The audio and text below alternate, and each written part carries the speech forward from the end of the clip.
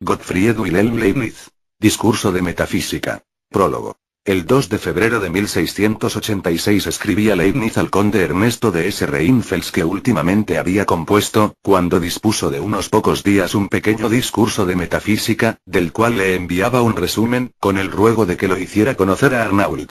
9 años después, en la introducción a su nuevo sistema de la naturaleza y de la comunicación de las sustancias, en el Journal des Savants, junio-julio de 1695, dice: concebí este sistema hace algunos años. Y en la réplica a las objeciones que Foucher le hiciera en la misma revista, 12 de septiembre de 1695, publicada en abril de 1696, aludía Leibniz al non nunc prematurim annum de Horacio.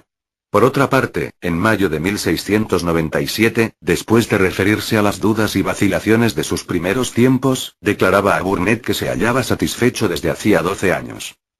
De estos datos podemos colegir que el sistema filosófico de Leibniz se concibió en su forma definitiva durante el invierno de 1685 a 1686, tras un período de gestación en el que se fueron estructurando las varias directivas filosóficas que en el siglo XVII constituían los elementos activos de la construcción racional del mundo.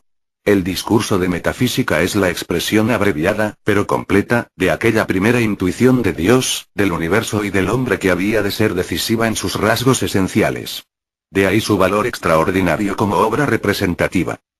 Se suele afirmar que Leibniz escribió el discurso para Arnauld, y no es esto exacto.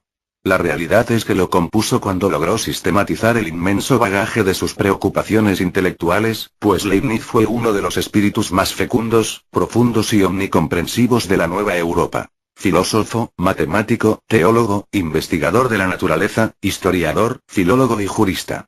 Su filosofía intenta conjugar armónicamente la idea de la absoluta racionalidad del mundo, la universalidad y la individualidad autónoma, la armonía perfecta de todas las cosas, la infinitud cuantitativa y cualitativa del universo, la hipótesis de la explicación mecánica de la naturaleza.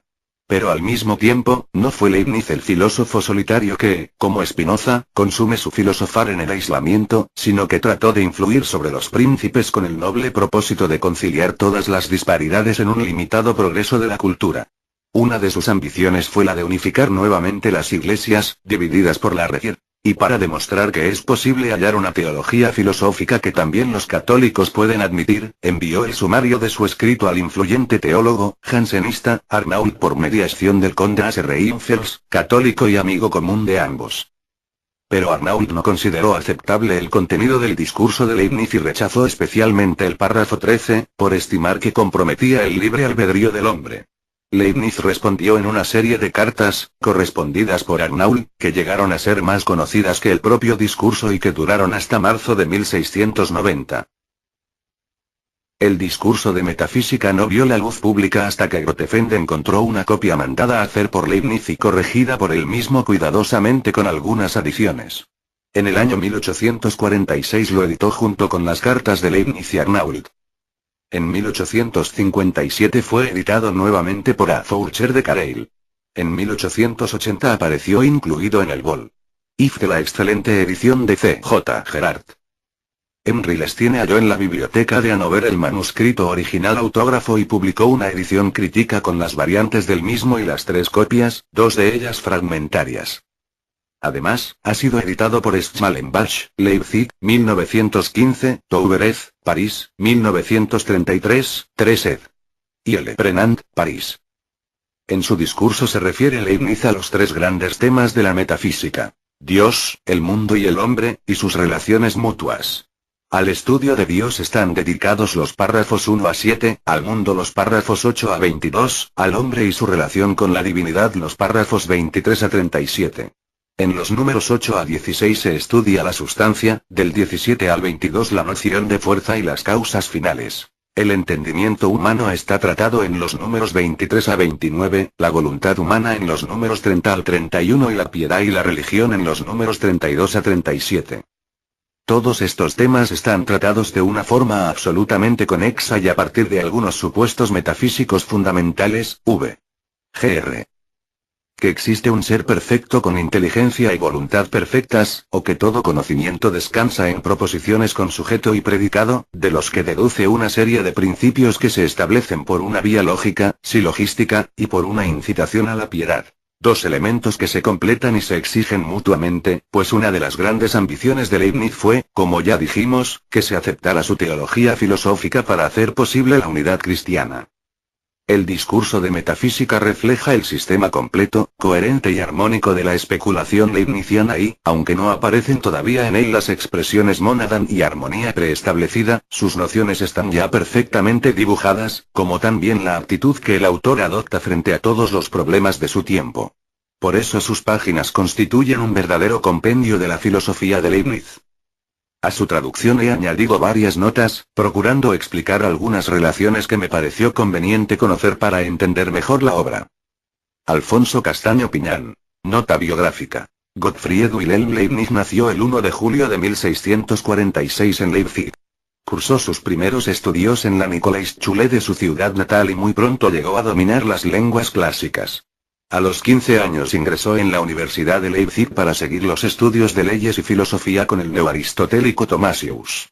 Conoció la filosofía antigua y medieval y la escolástica moderna, especialmente de los españoles Suárez, Fonseca y Molina, la filosofía nueva y la nueva ciencia de Bacon, Descartes, Hobbes, Kepler, Galileo, Campanella y Cardan. Decidió estudiar las matemáticas y fue ajena con la dirección del célebre Weigel. En noviembre de 1666 fue graduado doctor en leyes en la Universidad de Altdorf, y en Nuremberg llegó a ser secretario de la Sociedad Alquimista. Allí conoció también al elector de Maguncia, Christian von Boineburg, entrando a su servicio y llegando a desempeñar a su lado importantes misiones diplomáticas. En 1672 fue a París, probablemente a disuadir a Luis XIV de su política agresiva en Europa, dirigiéndola contra Egipto para aniquilar de una vez el poderío holandés, plan que conoció después Napoleón. Allí se puso en contacto con los más influyentes intelectuales de Francia, entre ellos Malebranche y Arnault, y con Huygens.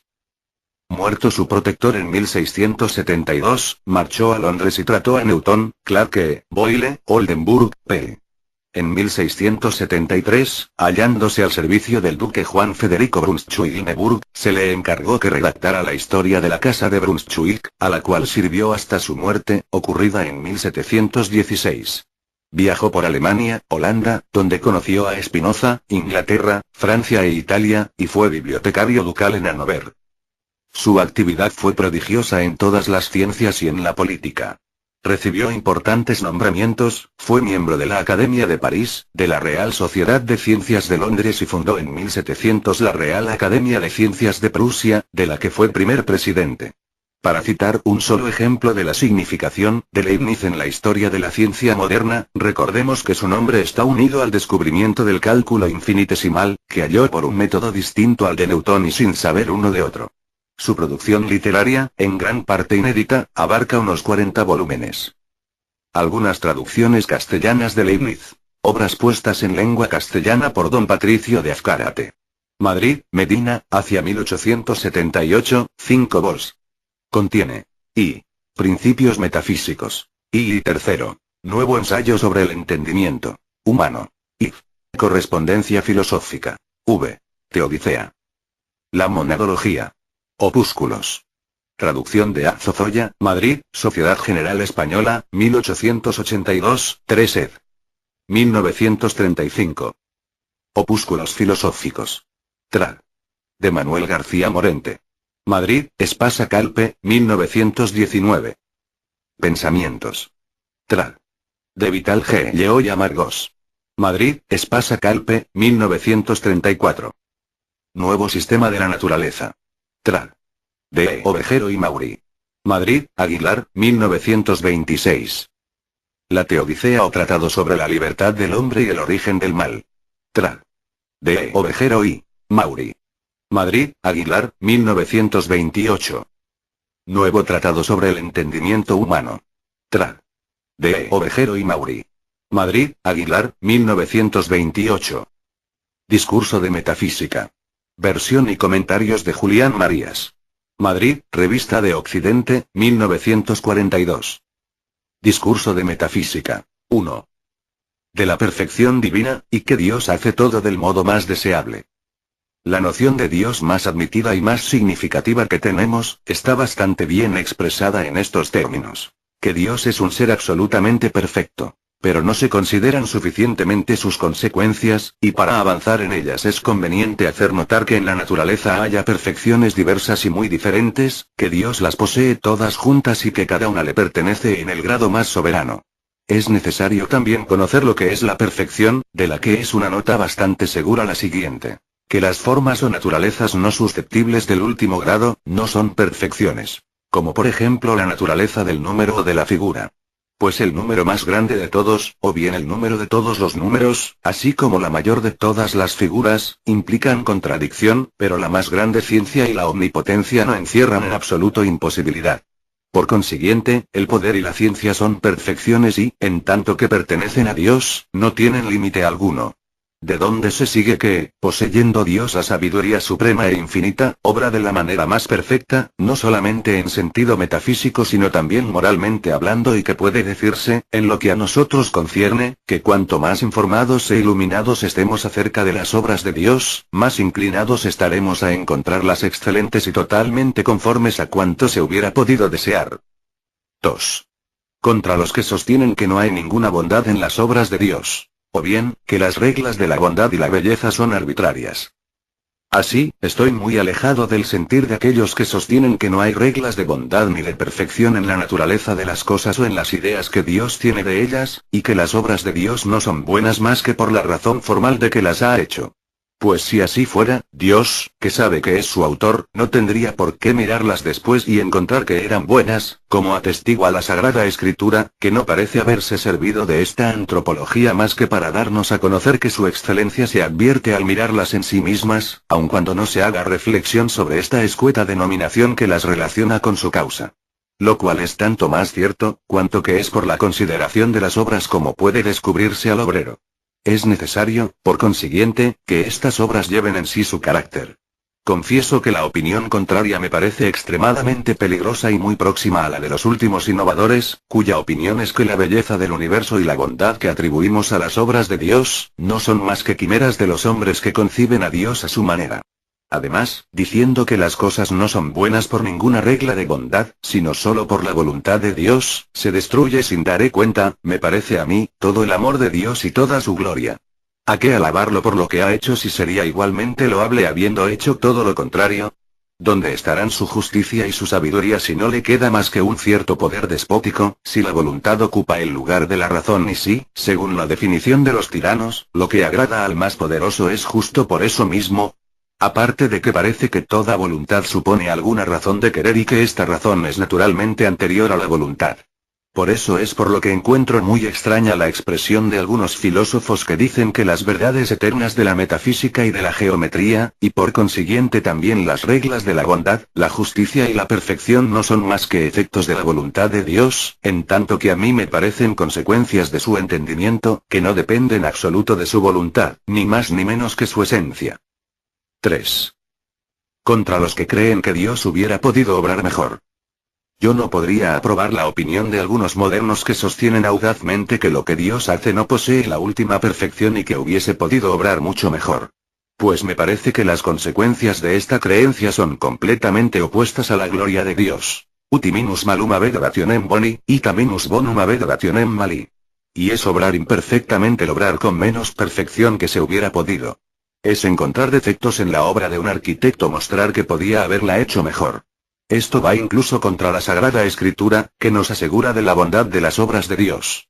Pues como las imperfecciones descienden hasta el infinito, sea cual fuere el modo en que Dios hubiese hecho su obra, siempre habría sido perfecta en comparación con las menos perfectas, si esto fuera bastante. Pero apenas es digna de alabanza una cosa si lo es de esta manera. Creo también que se encontrará una infinidad de pasajes de la Divina Escritura y de los Santos Padres que abonarían mi creencia, pero no se encontrarán apenas para las opiniones de los modernos, que son, según mi entender, desconocidas de la antigüedad, y solo se fundan en el conocimiento escasísimo que tenemos de la armonía general del universo y de las ocultas razones de la conducta de Dios, lo cual nos hace juzgar temerariamente que muchas cosas hubieran podido hacerse mejor. Además, estos modernos insisten en algunas sutilezas muy poco sólidas. Pues imaginan que nada es tan perfecto que no haya algo más perfecto, lo cual es un error. También creen que con ello salvan la libertad de Dios, como si la suma libertad no consistiera en obrar con la perfección, según la razón soberana. Pues creer que Dios obra en alguna cosa sin tener razón alguna de su voluntad, además de parecer imposible, es una opinión poco adecuada a su gloria. Supongamos, por ejemplo, que Dios escogiese entre A y B, tomando A sin tener ninguna razón para preferir la B. Yo diría que esta acción, por lo menos, no es nada loable. Pues toda alabanza debe estar fundada en alguna razón, que aquí no se encuentra ex hipótesis. En cambio, yo opino que Dios no hace nada por lo que no merezca ser alabado. 4. Que el amor de Dios exige una total satisfacción y aquiescencia respecto de lo que hace. El conocimiento general de esta gran verdad, que Dios obra siempre de la manera más perfecta y de la forma más deseable que sea posible, es, a mi entender, el fundamento del amor que debemos a Dios sobre todas las cosas, pues quien ama busca su satisfacción en la felicidad o perfección del objeto amado y de sus acciones. Idem belle et idem no llevera amicitia est. Y yo creo que es difícil amar bien a Dios cuando no se está en disposición de querer lo que Él quiere, aun cuando se tuviera poder para cambiarlo. En efecto, los que no están satisfechos con lo que Él hace, me parecen individuos descontentos cuya intención no es muy diferente de la intención de los rebeldes. Creo, pues, que según estos principios, para proceder de acuerdo con el amor de Dios no basta tener paciencia a la fuerza. Es preciso sentirse verdaderamente satisfecho con todo lo que nos haya sucedido por su voluntad. Entiendo esta aquiescencia en cuanto al pasado, pues en cuanto al porvenir no es necesario ser quietistas y esperar ridículamente de brazos cruzados lo que haga Dios, según aquel sofisma que los antiguos llaman la razón perezosa, sino que es preciso obrar según la voluntad presuntiva de Dios. En tanto que podamos juzgar de ella, tratando con todas nuestras fuerzas de contribuir al bien general y particularmente al ornato y perfección de lo que nos concierne, o de lo que nos es próximo y, por así decirlo, al alcance. Pues cuando un acontecimiento haya podido hacernos creer que Dios no ha querido, en ese caso, que se realizara nuestra voluntad, no hemos de creer por ello que no haya querido que hiciésemos lo que hemos hecho. Por el contrario, como Él es el mejor de todos los señores, no pide nunca más que la buena intención y es a Él a quien corresponde conocer la hora y el lugar propios para hacer que se logren los buenos deseos. 5. En qué consisten las reglas de perfección de la conducta divina, y que la sencillez de las vías está en relación con la riqueza de los efectos. Es suficiente, pues, con tener esta confianza en Dios, que todo lo hace del modo mejor y que nada podría dañar a los que lo aman. Pero conocer en particular las razones que han podido moverle para escoger este orden del universo, sufrir los pecados, o dispensar sus gracias saludables de cierta manera, sobrepasa las fuerzas de un espíritu finito. Sobre todo, cuando no ha llegado aún al gozo de la visión de Dios. Sin embargo, no pueden hacerse algunas observaciones generales con respecto a la conducta de la providencia en el gobierno de las cosas. Se puede decir que el que obra perfectamente es semejante a un excelente geómetra, que sabe encontrar las mejores soluciones de un problema. A un buen arquitecto que maneja el lugar y los fondos destinados a la construcción de la manera más ventajosa, no dejando nada extraño ni nada que carezca de la belleza de que es susceptible. A un buen padre de familia, que emplea su patrimonio de forma que en él nada permanezca inculto ni estéril. A un hábil mecánico, que logre su efecto por el camino menos intrincado posible. Y a un sabio autor, que recopile el mayor número de realidades en el menor volumen que pueda. Pero los más perfectos de todos los seres y los que menor volumen ocupan, es decir, los que menos se estorban, son los espíritus, cuyas perfecciones son las virtudes. Por esto es por lo que no hemos de dudar que la felicidad de los espíritus es el principal fin de Dios y que lo pone en ejecución en la medida que lo permite la armonía general. Pronto volveremos sobre esto. Por lo que respecta a la simplicidad de las vías de Dios, tiene lugar en vista de los medios, como, del otro lado, la variedad, riqueza o abundancia se realiza en vista de los fines o los efectos. Y la una debe estar en relación con la otra, al igual que los gastos destinados a una construcción, con la belleza y la magnitud que se pide de ella. Bien es verdad que a Dios no le cuesta nada, menos que a un filósofo que hace hipótesis para la fábrica de su mundo imaginario, puesto que Dios no necesita más que hacer decretos para hacer nacer un mundo real. Pero en materia de sabiduría los decretos o hipótesis hacen oficio de gastos a medida que son más independientes los unos de los otros. Pues la razón quiere que se evite la multiplicidad en las hipótesis o principios, del mismo modo que, en la astronomía, se prefiere siempre el sistema más simple. 6. que Dios no hace nada fuera del orden y que no es posible siquiera fingir acontecimientos que no sean regulares. Las voluntades o acciones de Dios se dividen comúnmente en ordinarias o extraordinarias. Pero es conveniente tener en cuenta que Dios no hace nada fuera del orden. Así, lo que pasa por extraordinario no lo es más que a la mirada de algún orden particular establecido entre las criaturas.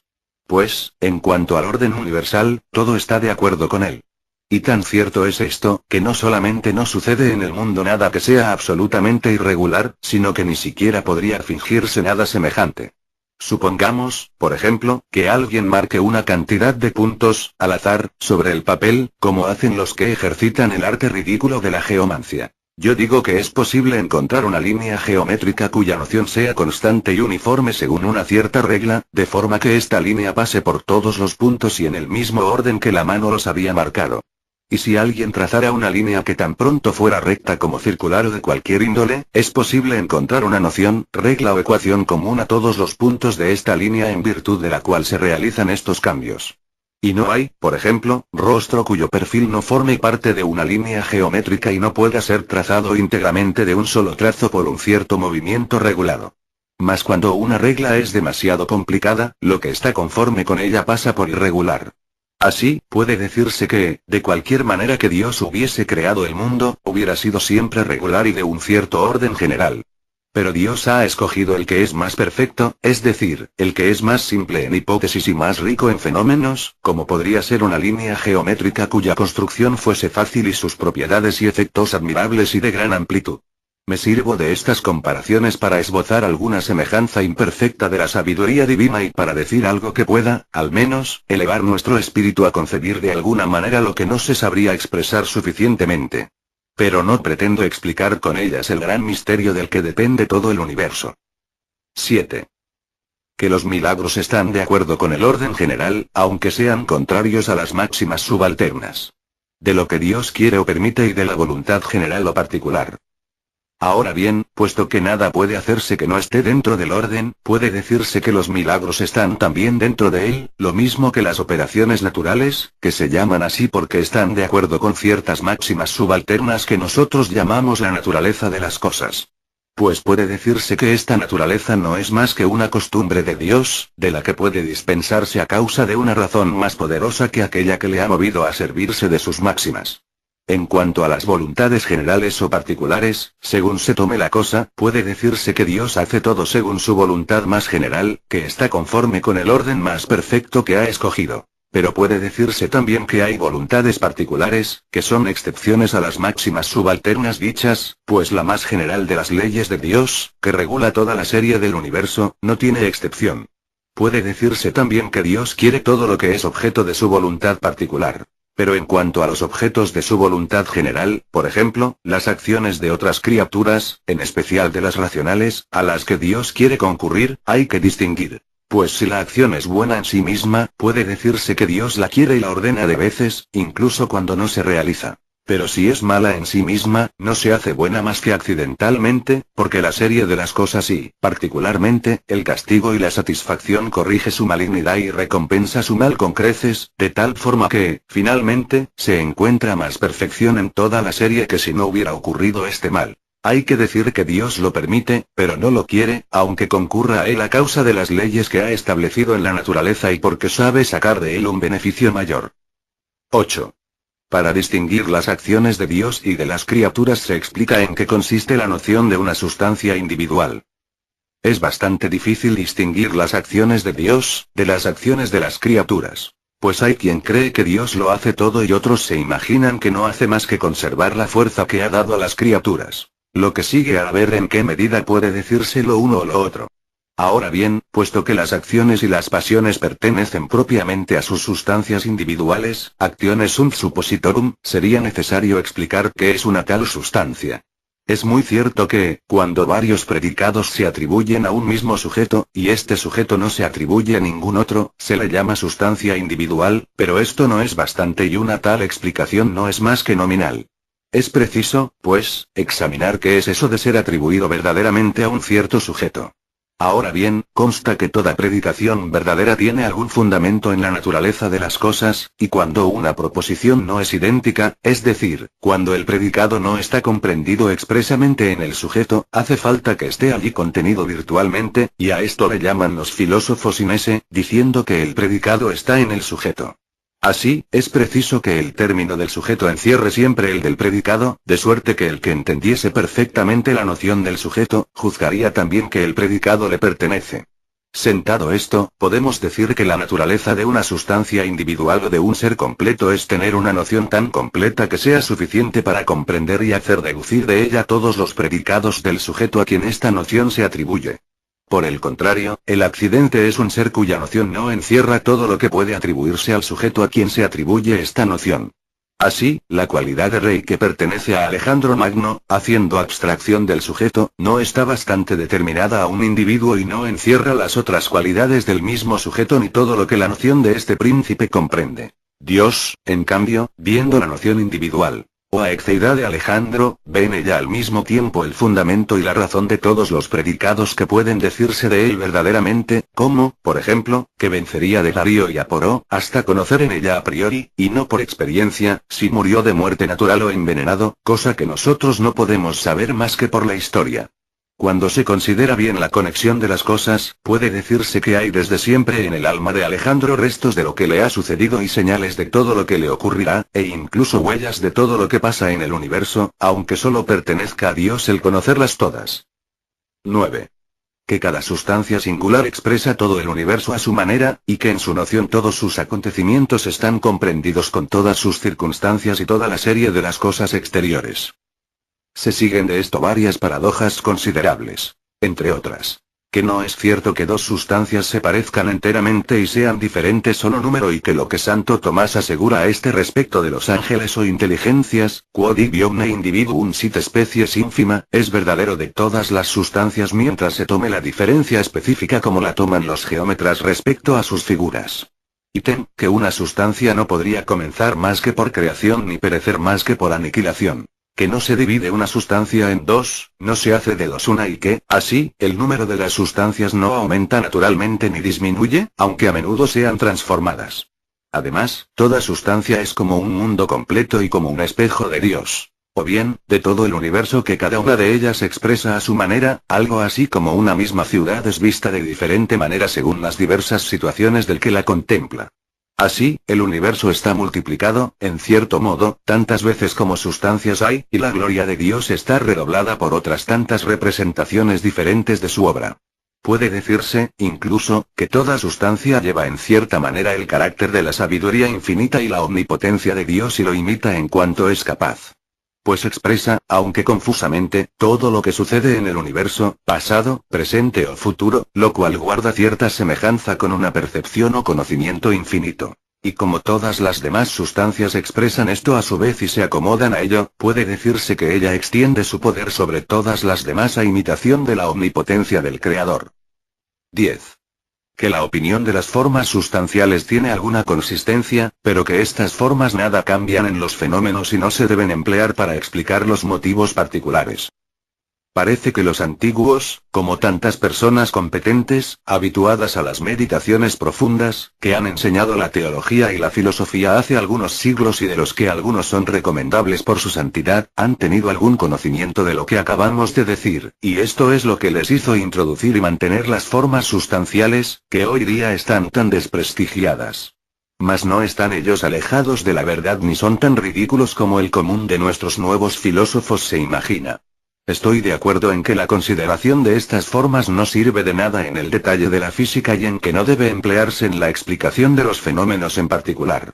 Y es en esto en lo que nuestros escolásticos se equivocaron y los médicos de tiempos pasados a ejemplo suyo, creyendo dar razón de las propiedades del cuerpo con solo mencionar formas y cualidades, sin tomarse la molestia de examinar el modo de la operación.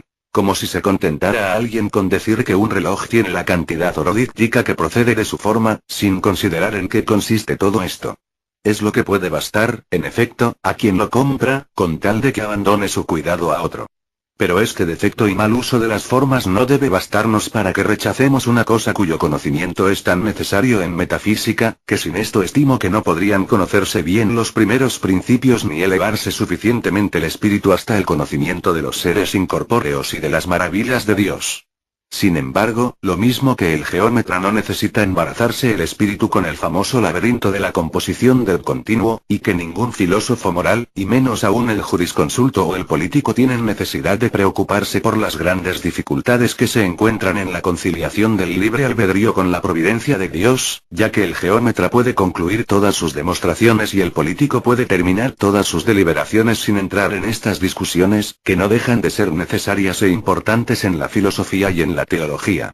Del mismo modo, un físico puede dar razón de las experiencias, sirviéndose lo mismo de experiencias más simples y ya hechas, como de demostraciones geométricas y mecánicas, sin tener que recurrir a consideraciones generales que son de otra esfera, y si emplea en su labor el concurso de Dios o bien algún alma, principio u otra cosa de tal naturaleza, se saldrá de la cuestión lo mismo que aquel que, en una deliberación práctica importante, se metiera en grandes razonamientos sobre la naturaleza del destino y de nuestra libertad como, en efecto, hacen los hombres con harta frecuencia sin darse cuenta de que se complican el espíritu por la consideración de la fatalidad. Hasta llegan, a veces, a apartarse por ello de alguna buena resolución o de algún cuidado necesario.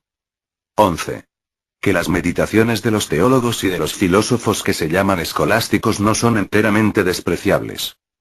Ya sé que enuncio una gran paradoja al pretender rehabilitar de alguna manera la antigua filosofía y recordar post liminio las formas sustanciales, casi desvanecidas. Pero quizá no se me condene a la ligera cuando se sepa que he meditado bastante sobre la filosofía moderna, que he consagrado mucho tiempo a las experiencias de la física y a las demostraciones de la geometría y que he estado mucho tiempo persuadido de la vanidad de estos seres, que por fin me vi obligado a aceptarlos nuevamente a pesar mío y como a la fuerza, tras haber hecho yo mismo investigaciones que me llevaron a conocer que nosotros los modernos no hacemos bastante justicia a Santo Tomás ni a otros grandes hombres de aquella época y que hay en las opiniones de los filósofos y teólogos escolásticos mucha más consistencia de la que se cree, con tal de servirse de ellas oportunamente y en su lugar. Incluso estoy persuadido de que, si algún espíritu exacto y meditador se tomara la molestia de esclarecer y elaborar su pensamiento al modo de los geómetras analíticos, encontraría allí un tesoro de multitud de verdades importantísimas y enteramente demostrativas. 12. Que las nociones que se basan en la extensión encierran algo imaginario y no podrían constituir la sustancia del cuerpo. Mas para reanudar el hilo de nuestras consideraciones, creo que aquel que medite sobre la naturaleza de la sustancia que he explicado arriba, encontrará que toda la naturaleza del cuerpo no consiste solamente en la extensión, es decir, en la magnitud, figura y movimiento, sino que hay que reconocer necesariamente en él algo que tenga relación con las almas y que comúnmente se llama forma sustancial, aunque nada altere en los fenómenos, como tampoco el alma de los animales, si la tienen.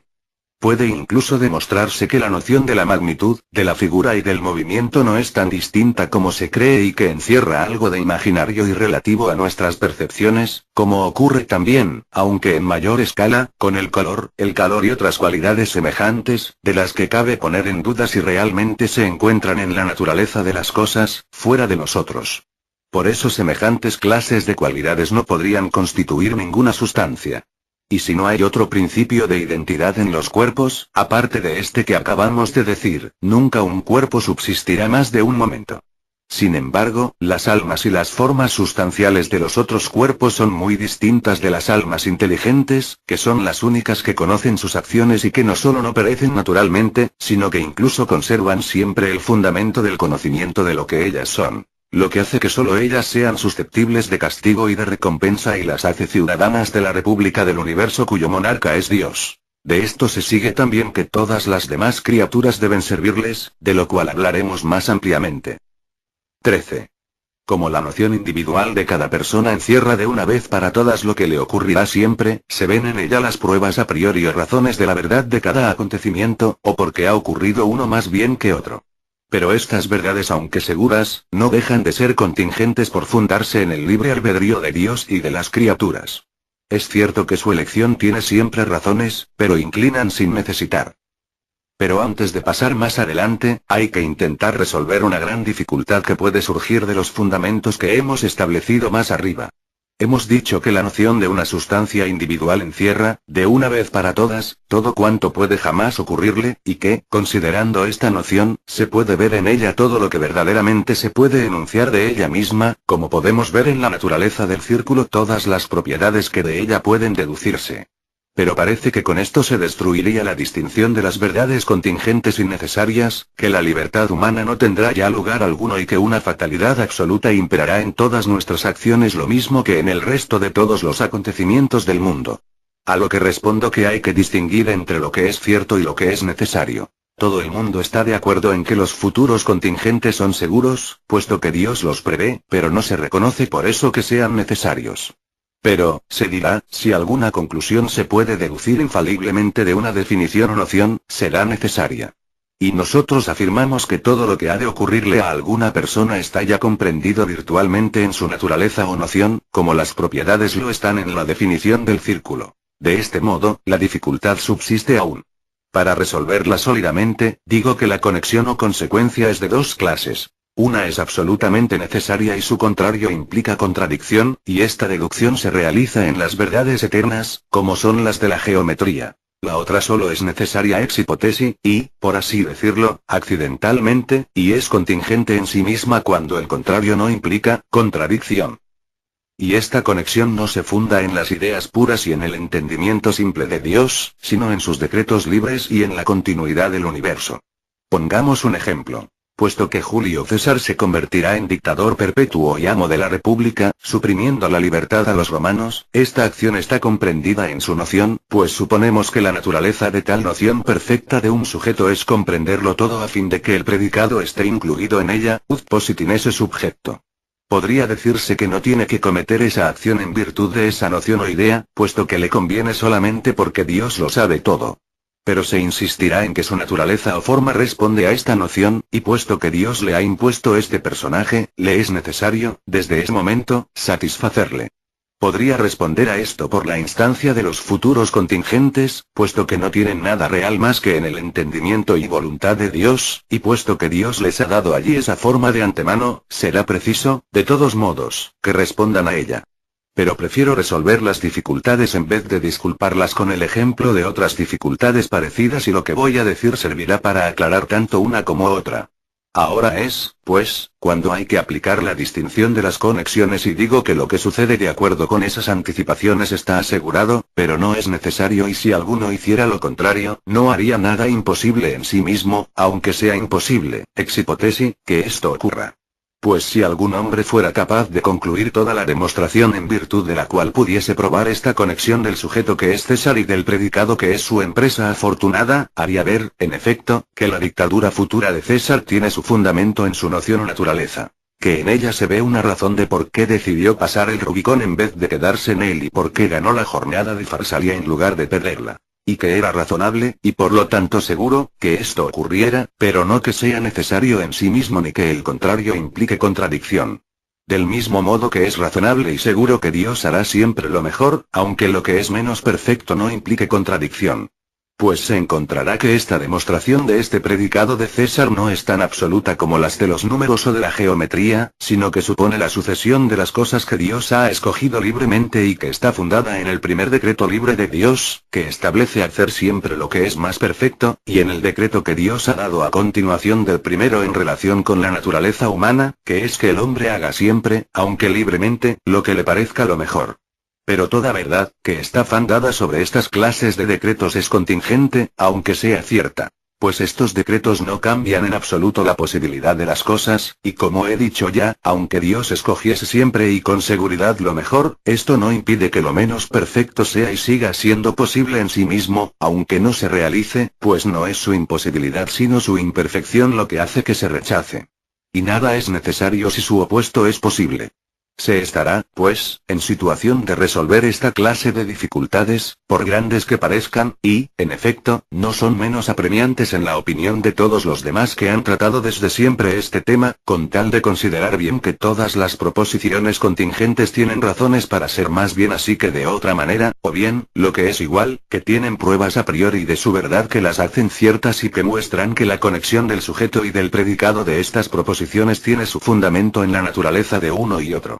pero que no tienen demostraciones de necesidad, puesto que esas razones solo están fundadas en el principio de la continuidad o de la existencia de las cosas, es decir, sobre lo que eso parece mejor entre varias cosas igualmente posibles, en tanto que las verdades necesarias están fundadas en el principio de contradicción y en la posibilidad o imposibilidad de las esencias mismas, sin que tenga que ver con esto la voluntad libre de Dios o de las criaturas.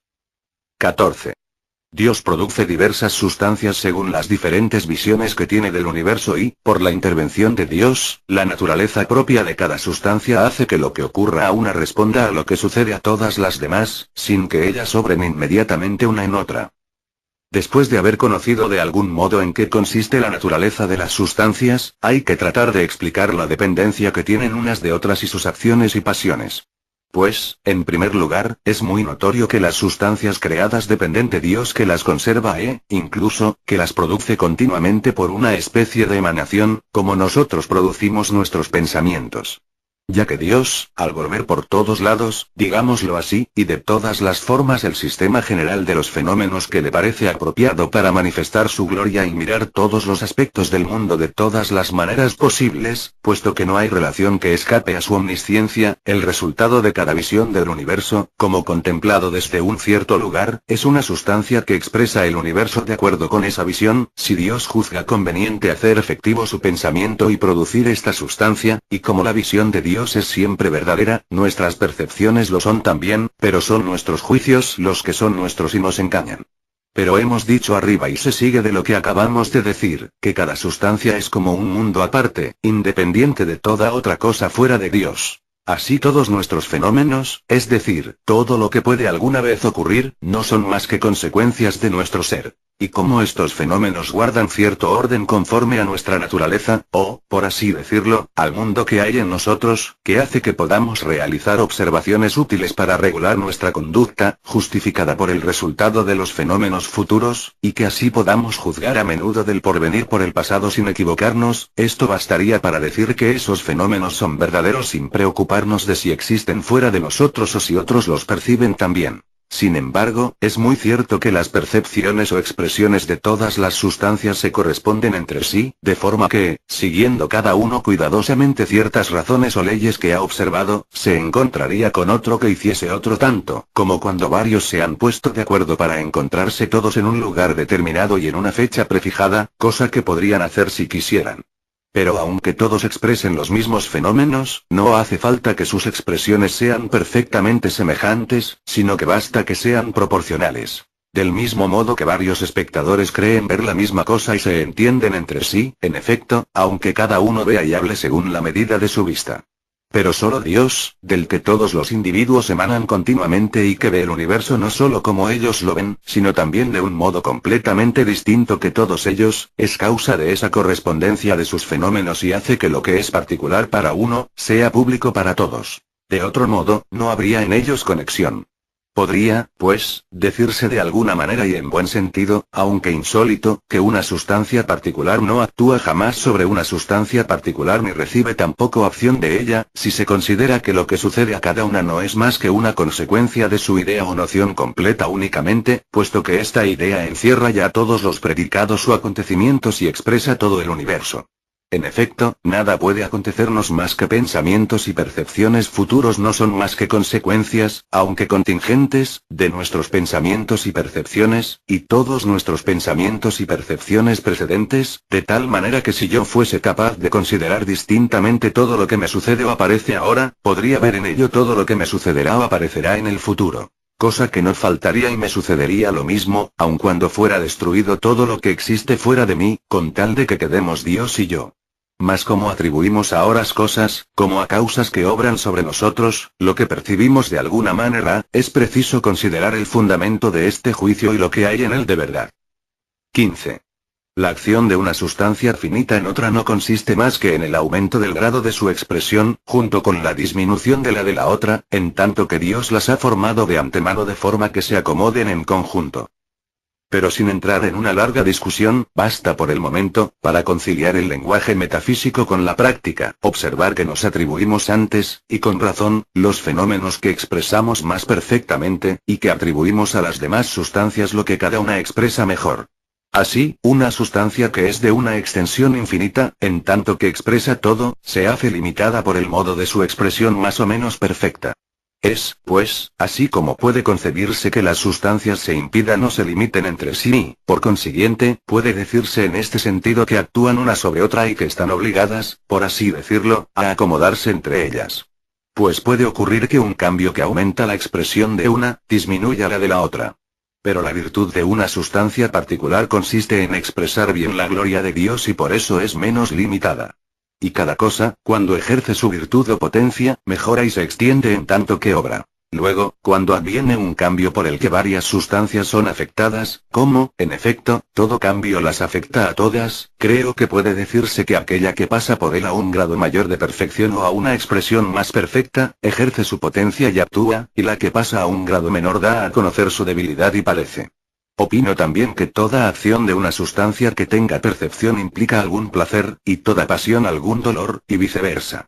Sin embargo, puede muy bien ocurrir que una ventaja presente sea destruida a continuación por un mal mayor. De ahí viene que se pueda pecar actuando o ejercitando la potencia y encontrando placer en ello. 16. El concurso extraordinario de Dios está comprendido en lo que expresa nuestra esencia, pues esta expresión se extiende a todo, pero sobrepasa las fuerzas de nuestra naturaleza o de nuestra expresión distinta, que es finita y sigue ciertas máximas subalternas. Solo falta ahora explicar cómo es posible que Dios tenga de veces influencia sobre los hombres o sobre otras sustancias por un concurso extraordinario y milagroso, puesto que parece que nada extraordinario ni sobrenatural puede ocurrirles, en vista de que todos sus acontecimientos no son más que consecuencia de su naturaleza. Pero es preciso recordar lo que hemos dicho antes con respecto a los milagros en el universo, que están siempre de acuerdo con la ley universal del orden general, aunque estén por encima de las máximas subalternas. Y así como toda persona o sustancia es como un pequeño mundo que expresa el grande, lo mismo puede decirse que esta acción extraordinaria de Dios sobre esa sustancia no deja de ser milagrosa, aunque esté comprendida en el orden general del universo en cuanto es expresado por la esencia o noción individual de esta sustancia. Por esto, si comprendemos en nuestra naturaleza todo lo que ella expresa, nada le es sobrenatural, puesto que se extiende a todo, ya que un efecto expresa siempre su causa y Dios es la verdadera causa de las sustancias.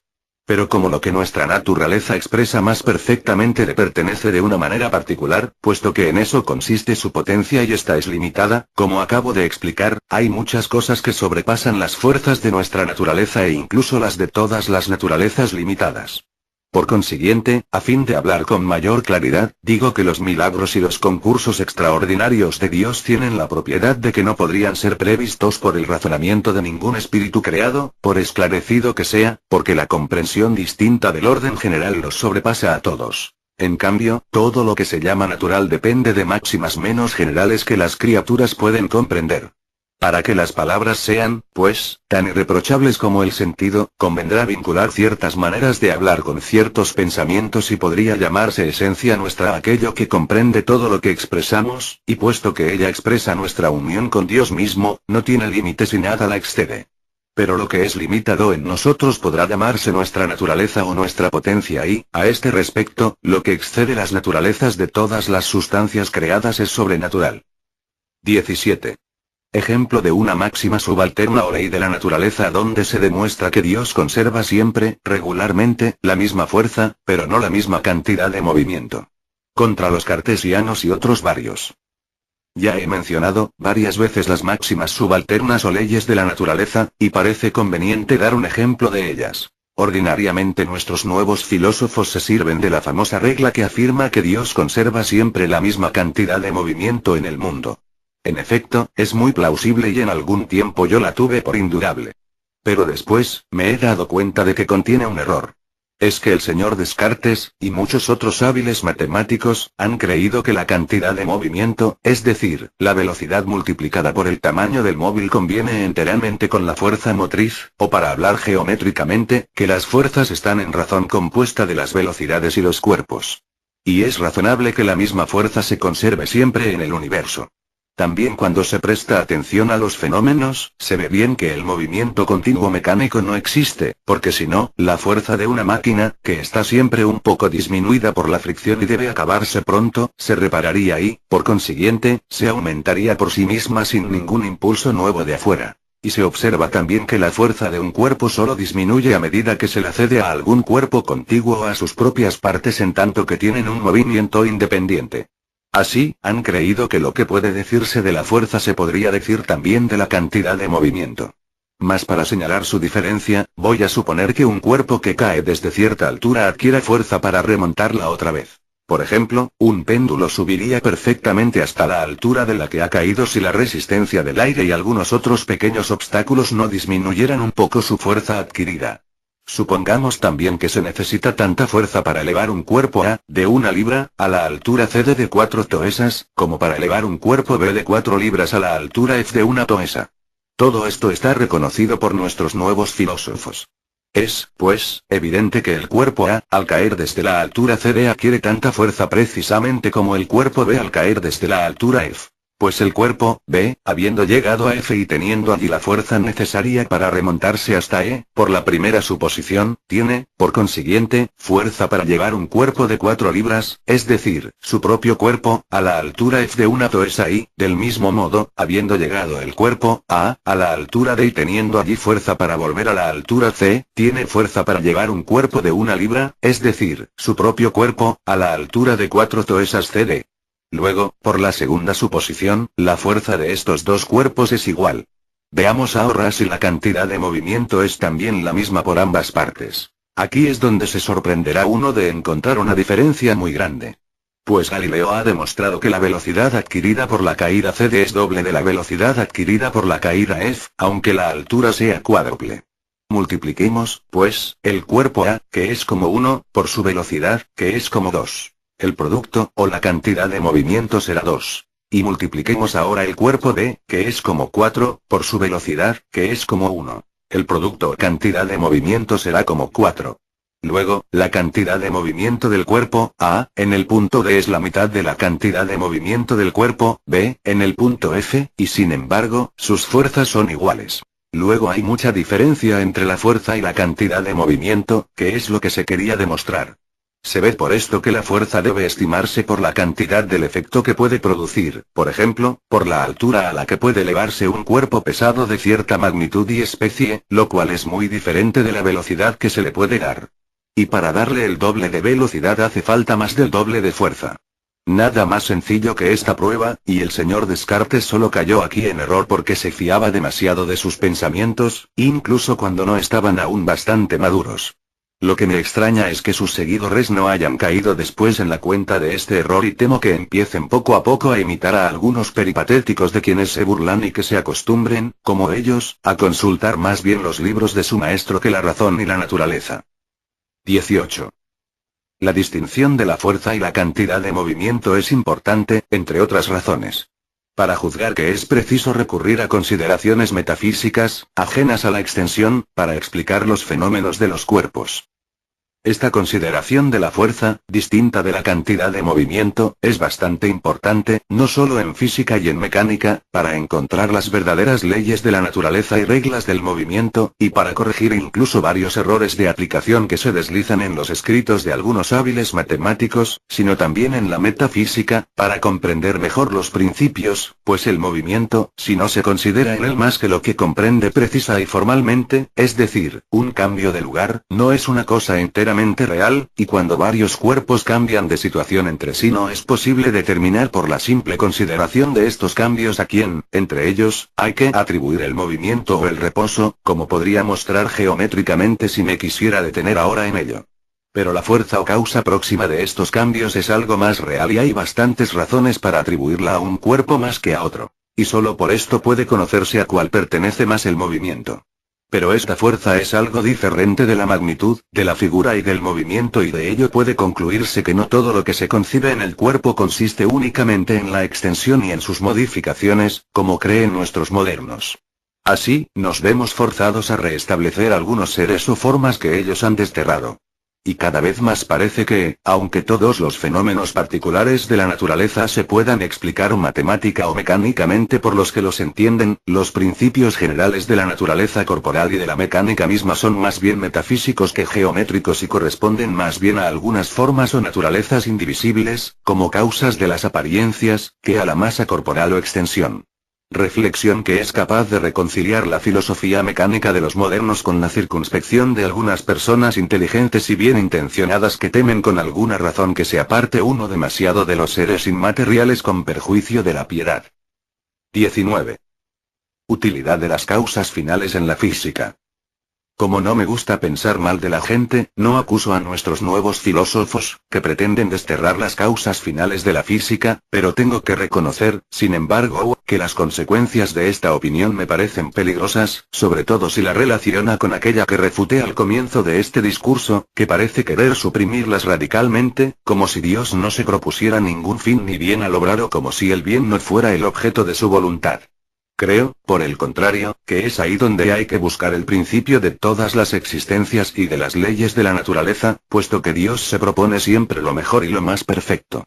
Reconozco que estamos expuestos a equivocarnos cuando intentamos determinar los fines o designios de Dios, pero esto ocurre cuando queremos limitarlos a algún deseo particular, creyendo que no tiene en cuenta alguna cosa, siendo así que las tiene todas presentes.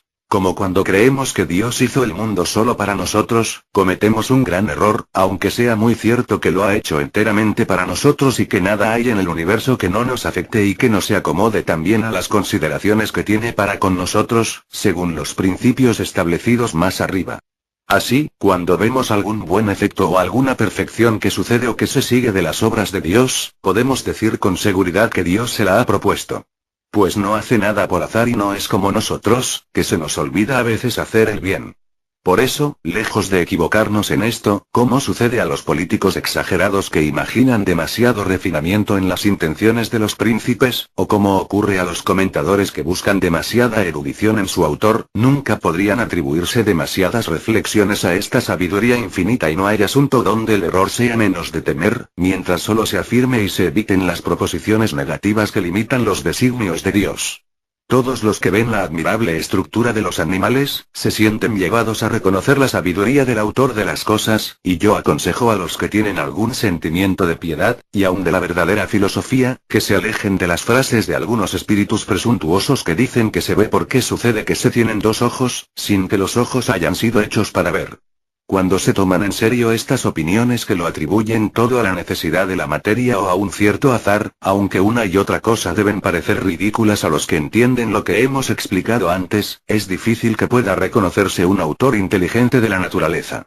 Pues el efecto debe responder a su causa, e incluso se conoce mejor conociendo la causa, y no es razonable introducir una inteligencia soberana ordenadora de las cosas y después, en lugar de emplear su sabiduría, servirse de las propiedades de la materia para explicar los fenómenos.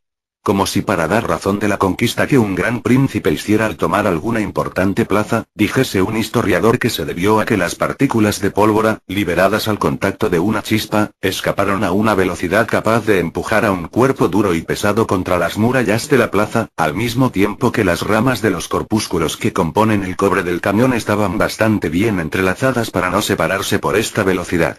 En lugar de mostrar cómo la previsión del conquistador le ha hecho elegir el momento y los medios convenientes y cómo su poder ha superado todos los obstáculos. 20. Pasaje memorable de Sócrates en el Fedón de Platón, contra los filósofos demasiado materiales. Esto me hace recordar un hermoso pasaje de Sócrates en el Fedón de Platón, que está maravillosamente de acuerdo con mis opiniones en este punto y que parece haber sido escrito expresamente contra nuestros filósofos demasiado materiales. Por esta afinidad, me dieron ganas de traducirlo aunque sea un poco largo. Quizás esta muestra dará ocasión a alguno de nosotros de participar nosotros muchos pensamientos hermosos y sólidos que se encuentran en los escritos de este famoso autor. 21. Si las reglas mecánicas dependieran solamente de la geometría sin la metafísica, los fenómenos serían muy distintos.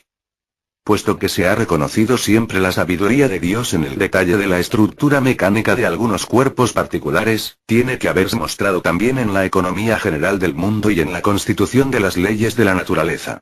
Y esto es tan cierto que se advierten los designios de esta sabiduría en las leyes del movimiento en general.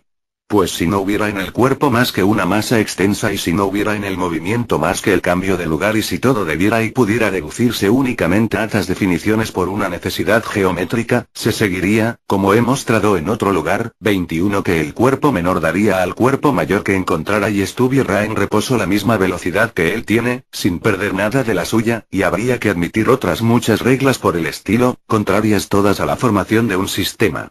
Pero el decreto de la sabiduría divina de conservar siempre la misma fuerza y la misma dirección en suma, lo ha previsto. Me parece incluso que varios efectos de la naturaleza se pueden demostrar doblemente, es decir, por la consideración de la causa eficiente y también por la consideración de la causa final, sirviéndose, por ejemplo, del decreto de Dios, de producir siempre su efecto por las vías más fáciles y más determinadas, como hice ver en otro lugar al explicar las reglas de la catóptrica y la dióptrica y volveré a tratarlo más adelante. 22. Conciliación de las dos vías, de las que una va por las causas finales y la otra por las causas eficientes, para satisfacer tanto a los que explican la naturaleza mecánicamente como a los que recurren a las naturalezas incorpóreas. Conviene hacer esta observación para conciliar a los que esperan explicar la primera contextura de un animal y de toda máquina de sus partes, con los que explican esta misma estructura por las causas finales. Una y otra cosa son buenas, una y otra pueden ser útiles no solo para admirar el artificio del gran operario, sino también para descubrir algo útil en la física y en la medicina. Y los autores que siguen estas rutas diferentes no deberían maltratarse. Pues veo que los que se afanan por explicar la belleza de la divina anatomía, se burlan de los que se imaginan que un movimiento de ciertos líquidos, que parece fortuito, ha podido producir una variedad tan hermosa de miembros y los acusan de temerarios y profanos. Y estos, en cambio, acusan a los primeros de simples y supersticiosos, semejantes a aquellos antiguos que creían impíos a los físicos cuando afirmaban que no es Júpiter quien truena, sino alguna materia que se encuentra en las nubes. Lo mejor será unir una y otra consideración, pues, si se me permite valerme de una comparación baja, reconozco y exalto la destreza de un obrero, no solo mostrando qué designios ha tenido al hacer las piezas de su máquina, sino también explicando los instrumentos de que se ha servido para hacer cada pieza. Sobre todo, cuando estos instrumentos son simples e ingeniosamente inventados. Y Dios es bastante hábil artífice para producir una máquina 1000 veces más ingeniosa que la de nuestro cuerpo y no se sirve para ello más que de algunos líquidos bastante sencillos, formados expresamente, de suerte que no hagan falta más que las leyes ordinarias de la naturaleza para combinarlos como se necesita a fin de producir un efecto tan admirable. Pero también es cierto que esto no ocurriría si Dios no fuese autor de la naturaleza. Sin embargo, me parece que la vía de las causas eficientes, que es más profunda en efecto, y de algún modo más inmediata y a priori, es, en cambio, bastante difícil cuando se viene al detalle y creo que nuestros filósofos, la mayoría de las veces, se quedan muy lejos de ella. Pero la vía de las finales es más fácil, y no deja de servir muchas veces para adivinar verdades importantes y útiles que se tardaría mucho más tiempo en encontrar por esta otra ruta, más física, de la que la anatomía puede dar ejemplos importantes. Así creo yo que Snellius, que es el primer descubridor de las reglas de la refracción, hubiese tardado mucho en encontrarlas si hubiese querido averiguar primeramente cómo se forma la luz. Pero siguió aparentemente el método del que se han servido los antiguos para la catóptrica, que es, en efecto, por las finales. Pues al buscar la vía más fácil para conducir un rayo de un punto dado a otro punto dado por la reflexión de un plano dado, suponiendo que es este el designio de la naturaleza, encontraron la igualdad de los ángulos de incidencia y de reflexión, como puede verse en un pequeño tratado de Heliodoro de Larisa y en otros lugares. Cosa que el señor Snellius, según creo, y después de él, aunque sin saber nada de él, el señor Fermat han aplicado más ingeniosamente a la refracción. Pues cuando los rayos observan en los mismos medios la misma proporción de los senos, que es también la de la resistencia de los medios, se encuentra también que es la vía más fácil o, por lo menos, más determinada para pasar de un punto dado en un medio a un punto dado en otro. Y está muy lejos de ser tan buena como está la demostración que ha querido dar el señor Descartes de este teorema por la vía de las causas eficientes. Al menos, hay motivos para pensar que no la hubiese encontrado nunca por ese camino si no hubiese conocido en Holanda el descubrimiento de Snellius. 23. Para volver a las sustancias inmateriales se explica cómo actúa Dios en el entendimiento de los espíritus y si se tiene siempre la idea de lo que se piensa.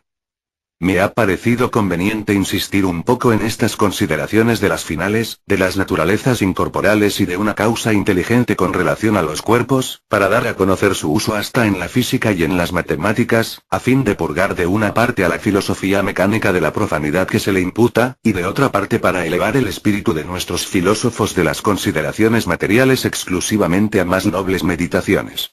Ahora convendrá volver de los cuerpos a las naturalezas inmateriales y particularmente a los espíritus y decir algo del modo de que Dios se sirve para iluminarlos y para actuar en ellos, donde hay indudablemente otras leyes naturales de las que podría hablar más ampliamente en otro lugar. Ahora bastará decir algo de las ideas y si vemos todas las cosas en Dios y cómo Dios es nuestra luz. Pero será conveniente observar que el mal uso de las ideas da lugar a muchos errores. Pues cuando se discurre acerca de algo, se imagina tener una idea acerca de esta cosa y este es el motivo por el que algunos filósofos antiguos y modernos han construido una demostración de Dios que es muy imperfecta. Pues dicen es preciso que yo tenga una idea de Dios o de un ser perfecto puesto que pienso en él y no se podría pensar sin idea. Pero la idea de este ser encierra todas las perfecciones, y la existencia es una, luego existe.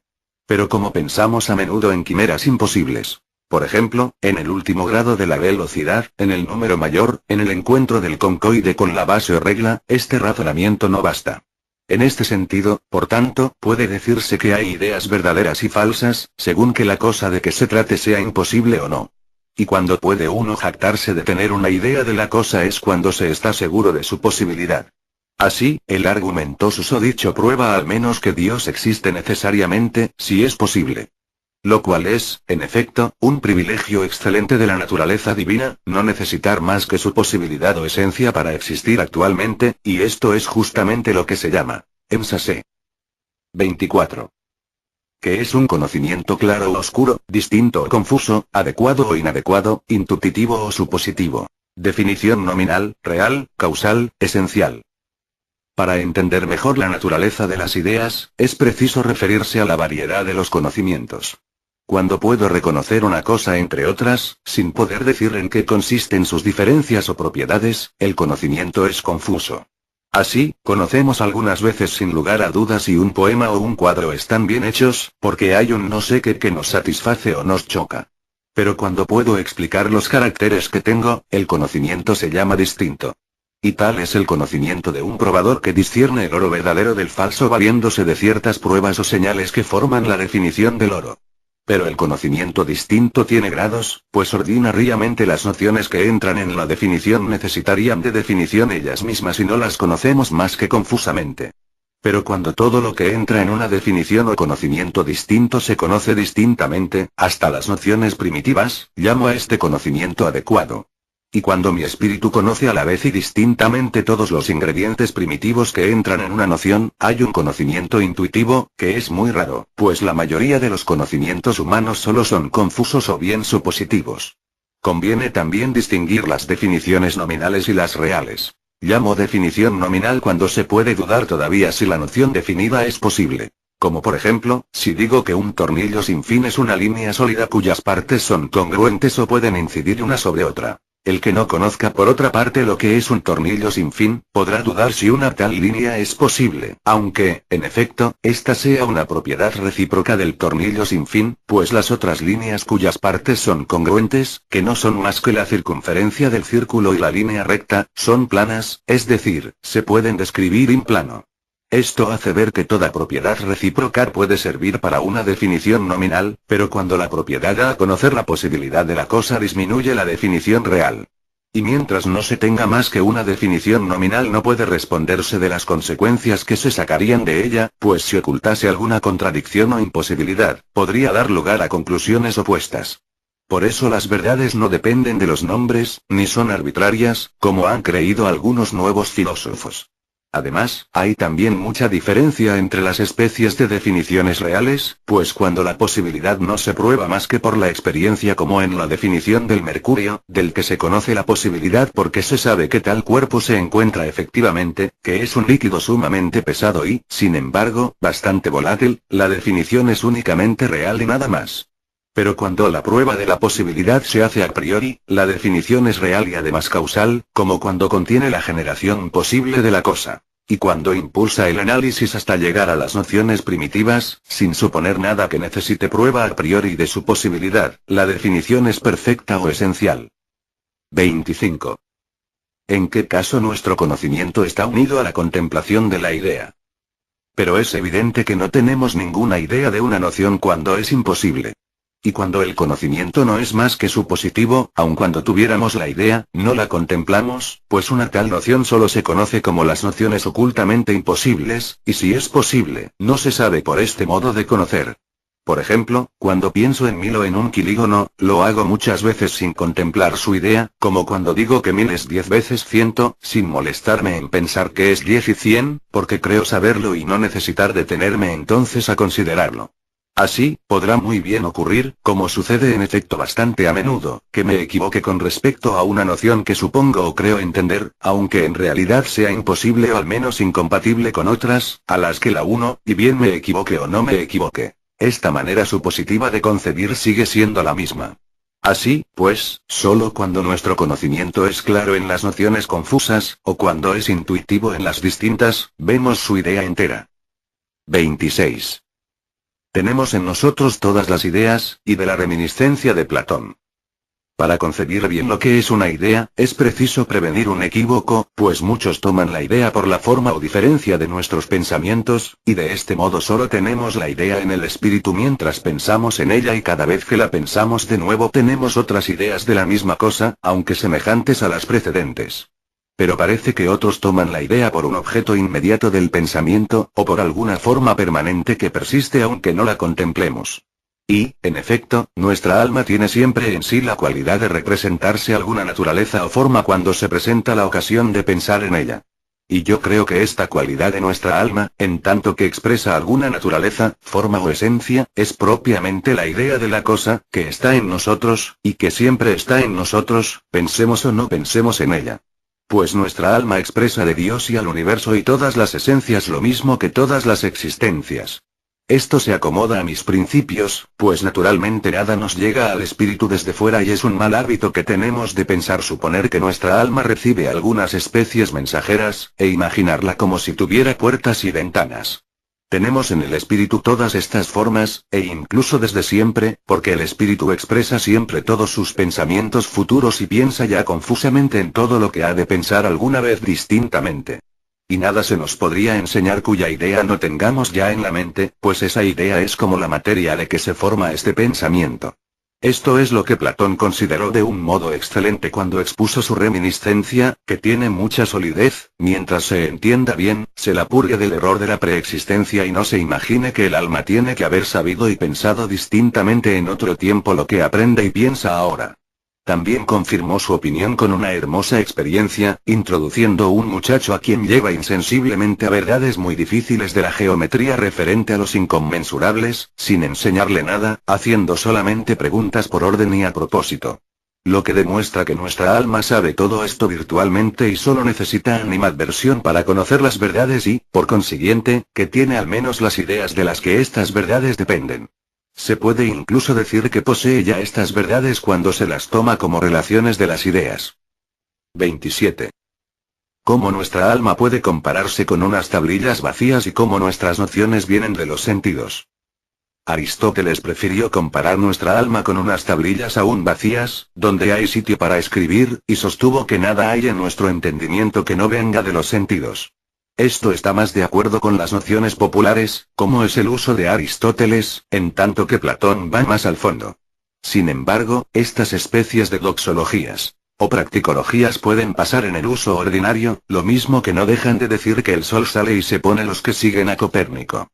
Me parece, incluso, que muchas veces se le puede dar un buen sentido, según el cual no tienen nada de falsas, como ya he indicado de qué modo se puede decir verdaderamente que las sustancias particulares actúan una sobre otra, y en este mismo sentido puede decirse también que recibimos de fuera conocimientos por el ministerio de los sentidos, pues algunas cosas exteriores contienen, o expresan más particularmente las razones que determinan a nuestra alma para ciertos pensamientos. Pero cuando se trata de la exactitud de las verdades metafísicas, es importante reconocer la extensión y la independencia de nuestra alma, que va infinitamente más lejos de lo que vulgarmente se piensa, aunque en el uso ordinario de la vida no se le atribuya más que aquello de lo que se apercibe más manifiestamente y lo que nos pertenece de un modo más particular, pues de nada sirve ir más lejos. Sería conveniente, sin embargo, escoger términos propios para uno y otro sentido, a fin de evitar el equívoco. Así, esas expresiones que están en nuestra alma, se las conciba o no, pueden llamarse ideas, pero las que se conciben o forman, se pueden llamar nociones, conceptus. Pero de cualquier modo que se tome, es siempre falso decir que todas nuestras nociones vienen de los sentidos llamados exteriores, pues las que yo tengo de mí y de mis pensamientos y, por consiguiente, del ser, de la sustancia, de la acción, de la identidad y de muchas otras, vienen de una experiencia interna. 28. Solo Dios es el objeto inmediato de nuestras percepciones que existe fuera de nosotros y Él solo es nuestra luz. En el rigor de la verdad metafísica, no hay causa externa que obre en nosotros, excepto Dios solo, y Él solo se comunica con nosotros inmediatamente en virtud de nuestra dependencia continua. ¿De dónde se sigue que no hay otro objeto externo que afecte a nuestra alma y que excite inmediatamente nuestra percepción? Así, solo tenemos en nuestra alma las ideas de todas las cosas en virtud de la acción continua de Dios en nosotros, es decir, porque todo efecto expresa su causa y así la esencia de nuestra alma es una cierta expresión o imitación o imagen de la esencia, pensamiento y voluntad divinos y de todas las ideas que están comprendidas en ellos. Se puede, pues, decir que Dios solo es nuestro objeto inmediato fuera de nosotros y que vemos todas las cosas por Él. Por ejemplo, cuando vemos el sol y los astros, es Dios el que nos ha dado y el que nos conserva sus ideas y el que nos determinó a pensarlas efectivamente, por su concurso ordinario, en el tiempo que nuestros sentidos están dispuestos de un modo determinado, según las leyes que Él ha establecido. Dios es el sol y la luz de las almas, lumen illuminam somnem hominem venientem in un mundum. Y no es solo de hoy esta opinión. Después de la Sagrada Escritura y los padres, que han estado siempre más por Platón que por Aristóteles, recuerdo haber observado en otra ocasión que en la época de los escolásticos varios han creído que Dios es la luz del alma y, según su manera de hablar, intellectus agens animae rationalis. Los averroístas le dieron un mal sentido, pero otros entre los cuales creo que está Guillaume de Saint-Amour y varios teólogos místicos lo han entendido de un modo digno de Dios y capaz de elevar al alma al conocimiento de su bien. 29. Sin embargo, pensamos inmediatamente con nuestras propias ideas y no con las de Dios. No obstante, no participo de la opinión de algunos hábiles filósofos que parecen sostener que nuestras ideas mismas están en Dios y de ningún modo en nosotros. Esto procede, en mi opinión, de que no han considerado suficientemente lo que acabamos de explicar respecto de las sustancias, ni toda la extensión e independencia de nuestra alma, que hace que encierre todo lo que le sucede y que expresa de Dios, y con él a todos los seres posibles y actuales, como un efecto expresa a su causa. Así, es inconcebible que yo piense con las ideas de otro. Es preciso también que el alma sea afectada efectivamente de cierto modo cuando piensa en algo y ha de haber en ella de antemano, no solamente la potencia pasiva de ser afectada de ese modo, la cual está ya totalmente determinada, sino también una potencia activa en cuya virtud siempre hubo en su naturaleza signos de la futura producción de ese pensamiento y disposiciones para producirlo en su momento. Y todo esto envuelve ya la idea comprendida en este pensamiento. 30. Cómo Dios inclina nuestra alma sin obligarla. Que no se tiene derecho a lamentarse. Que no hay que preguntar por qué Judas peca, puesto que esta acción libre está comprendida en su noción, sino solo por qué Judas, el pecador, es admitido a la existencia con preferencia a algunas otras personas posibles. De la imperfección o limitación original antes del pecado, y de los grados de la gracia.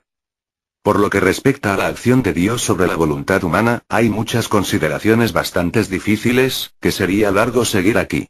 No obstante, he aquí lo que puede decirse a grandes rasgos. Dios, cuando concurre a nuestras acciones, ordinariamente no hace más que seguir las leyes que Él ha establecido, es decir, conserva y produce continuamente nuestro ser, de forma que los pensamientos nos suceden espontánea o libremente en el orden que lleva consigo la noción de nuestra sustancia individual, en la cual podían preverse desde toda la eternidad. Además, en virtud del decreto que ha establecido para que la voluntad tienda siempre al bien aparente, expresando o imitando la voluntad de Dios según ciertos aspectos particulares, con respecto a los cuales este bien aparente siempre tiene algo verdadero, determina a la nuestra en la elección de lo que parece lo mejor sin obligarla, sin embargo. Pues, hablando de un modo absoluto, está en la indiferencia en cuanto se la opone a la necesidad y tiene la facultad de poder obrar de otra manera y de suspender, incluso, radicalmente su acción, ya que uno y otro partido son y permanecen posibles.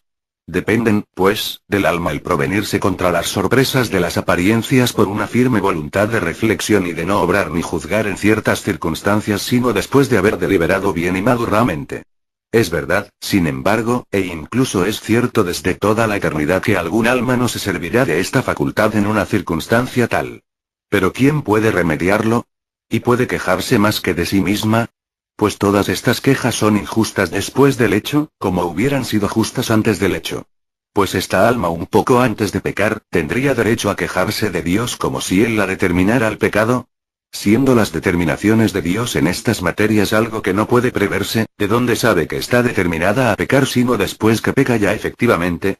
Solo se trata de no querer y Dios no podría proponer una condición más fácil y más justa. Así todos los jueces, sin buscar las razones que han dispuesto a un hombre a tener una mala voluntad, solo se detienen a considerar en qué grado es mala esta voluntad.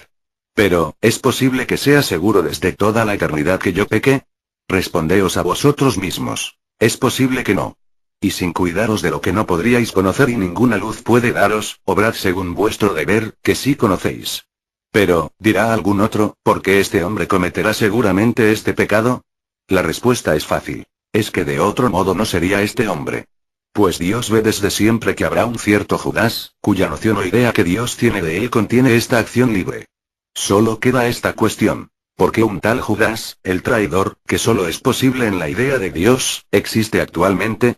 Pero a esta pregunta no podemos esperar darle una respuesta aquí abajo, sino es diciendo de un modo general que, puesto que a Dios le ha parecido bien que exista no obstante el pecado que él preveía, es preciso que este mal se recompense con usura en el universo, que Dios sacará de él un bien mayor y que él se encontrará, en suma, que esta serie de las cosas, en la que está comprendida la existencia de este pecador, es la más perfecta entre todas las demás formas posibles. Pero explicar siempre la admirable economía de esta elección es algo que no puede comprenderse mientras seamos viajeros en este mundo. Bastante es saberlo sin comprenderlo. Y esta es la ocasión de reconocer altitudinem divitiarum, la profundidad del abismo de la divina sabiduría, sin buscar un detalle que envuelve consideraciones infinitas. Bien se ve, sin embargo, que Dios no es la causa del mal. Pues no solo después de la pérdida de la inocencia de los hombres del pecado original se ha apoderado del alma, sino que antes había también una limitación o imperfección original, connatural a todas las criaturas que las hace pecables o capaces de pecar. Así, no hay más dificultad desde el punto de vista de los supralapsarios que desde el de los otros. Y a esto debe reducirse, a mi juicio, la opinión de San Agustín y de otros autores de que la raíz del mal está en la nada, es decir, en la limitación o privación de las criaturas que Dios remedia graciosamente por el grado de perfección que le place dar. Esta gracia de Dios, sea ordinaria o extraordinaria, tiene sus grados y sus medidas, es siempre eficaz en sí misma para producir un efecto proporcionado y, además, es siempre suficiente, no solo para librarnos del pecado, sino también para producir la salvación, suponiendo que el hombre coopere a ella por su parte. Pero no es siempre suficiente para superar las inclinaciones del hombre, pues de otro modo no tendería a nada, y esto está reservado a la única gracia absolutamente eficaz, que es siempre victoriosa, bien por sí misma o bien por la congruencia de las circunstancias. 31. De los motivos de la elección, de la fe prevista, de la ciencia media, del decreto absoluto, y que todo se reduce a la razón por la que Dios ha escogido y resuelto admitir a la existencia a tal persona posible, cuya noción encierra tal se ríe de gracias y de acciones libres. Lo cual suprime de una vez las dificultades.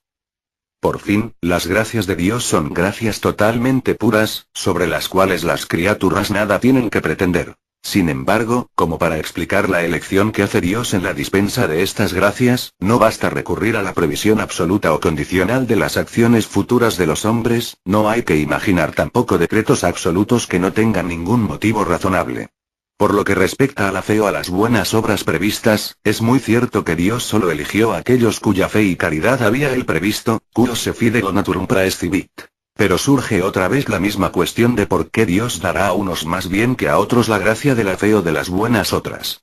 Y en cuanto a esta ciencia de Dios que es la previsión, no de la fe ni de los buenos actos, sino de su materia y predisposición o de lo que el hombre aportará a ellas por su parte, pues es cierto que hay diversidad por parte de los hombres allí donde la hay por parte de la gracia, y que, en efecto, hace falta que el hombre, aunque necesite ser incitado al bien y convertido, obre también después. Parece a muchos que se podría decir que Dios, al ver lo que el hombre haría sin la gracia o asistencia extraordinaria, o al menos lo que pondrá de su parte, haciendo abstracción de la gracia, podría decidirse a dar la gracia a aquellos cuyas disposiciones naturales fueran mejores o, al menos, menos imperfectas o menos malas.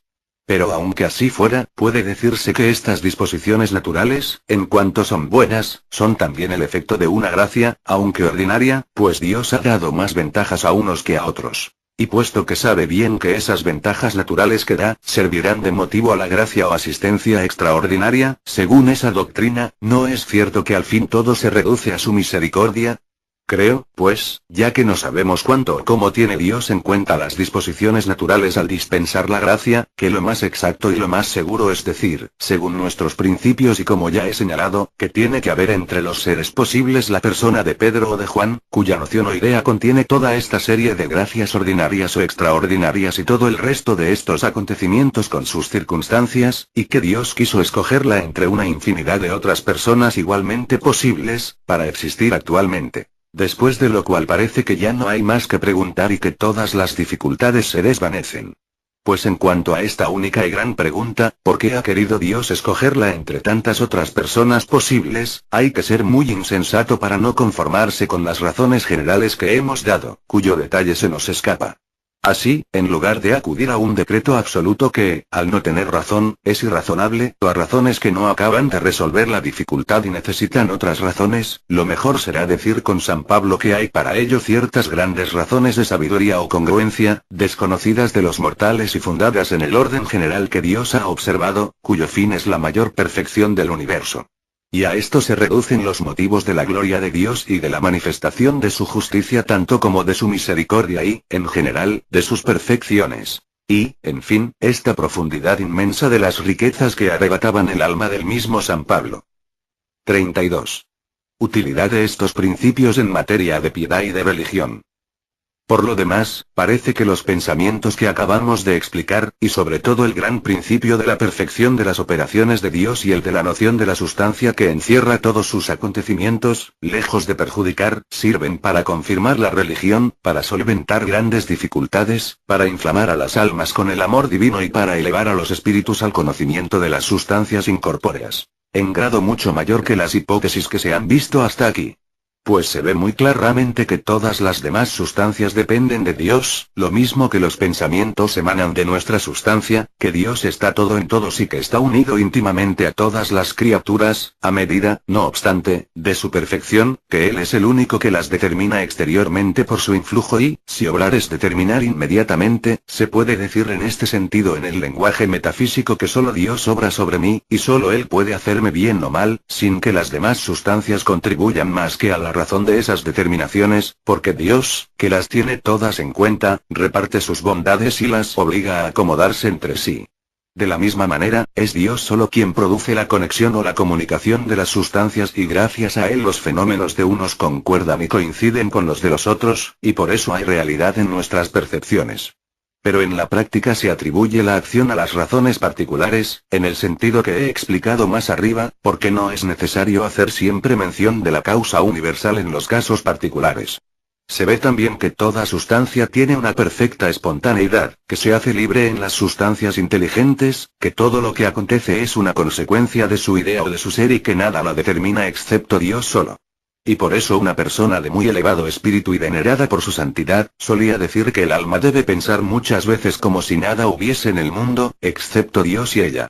Y nada hace comprender con más fuerza la inmortalidad, que esta dependencia y esta extensión del alma, que la pone absolutamente a cubierto de todas las cosas exteriores, puesto que ella sola forma su mundo y se basta con Dios. Y es tan imposible que perezca sin aniquilación como imposible es que el mundo, de quien es una expresión viva, perpetua, se destruya a sí mismo.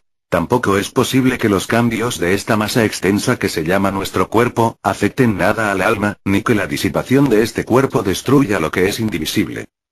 33. Explicación del comercio del alma y el cuerpo, que ha pasado lo inexplicable o por milagrosa, y del origen de las percepciones confusas. Se ve también el esclarecimiento de este gran misterio de la unión del alma y del cuerpo, es decir, cómo ocurre que las pasiones y las acciones del uno están acompañadas por las acciones y las pasiones, o bien por los fenómenos convenientes del otro. Pues no puede concebirse que no influya sobre otro y no es razonable recurrir simplemente a la operación extraordinaria de la causa universal en una cosa ordinaria y particular.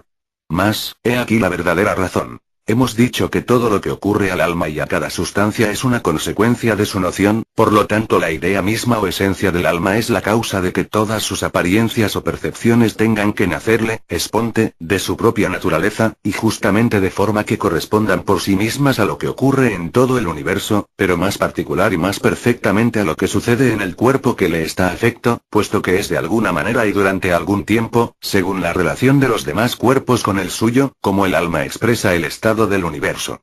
Lo cual nos da a conocer también cómo nos pertenece nuestro cuerpo, sin estar, no obstante, unido a nuestra esencia. Y creo que las personas que saben meditar, juzgarán favorablemente nuestros principios, precisamente porque podrán ver fácilmente en qué consiste la conexión que hay entre el alma y el cuerpo, la cual parecía inexplicable por cualquier otro camino.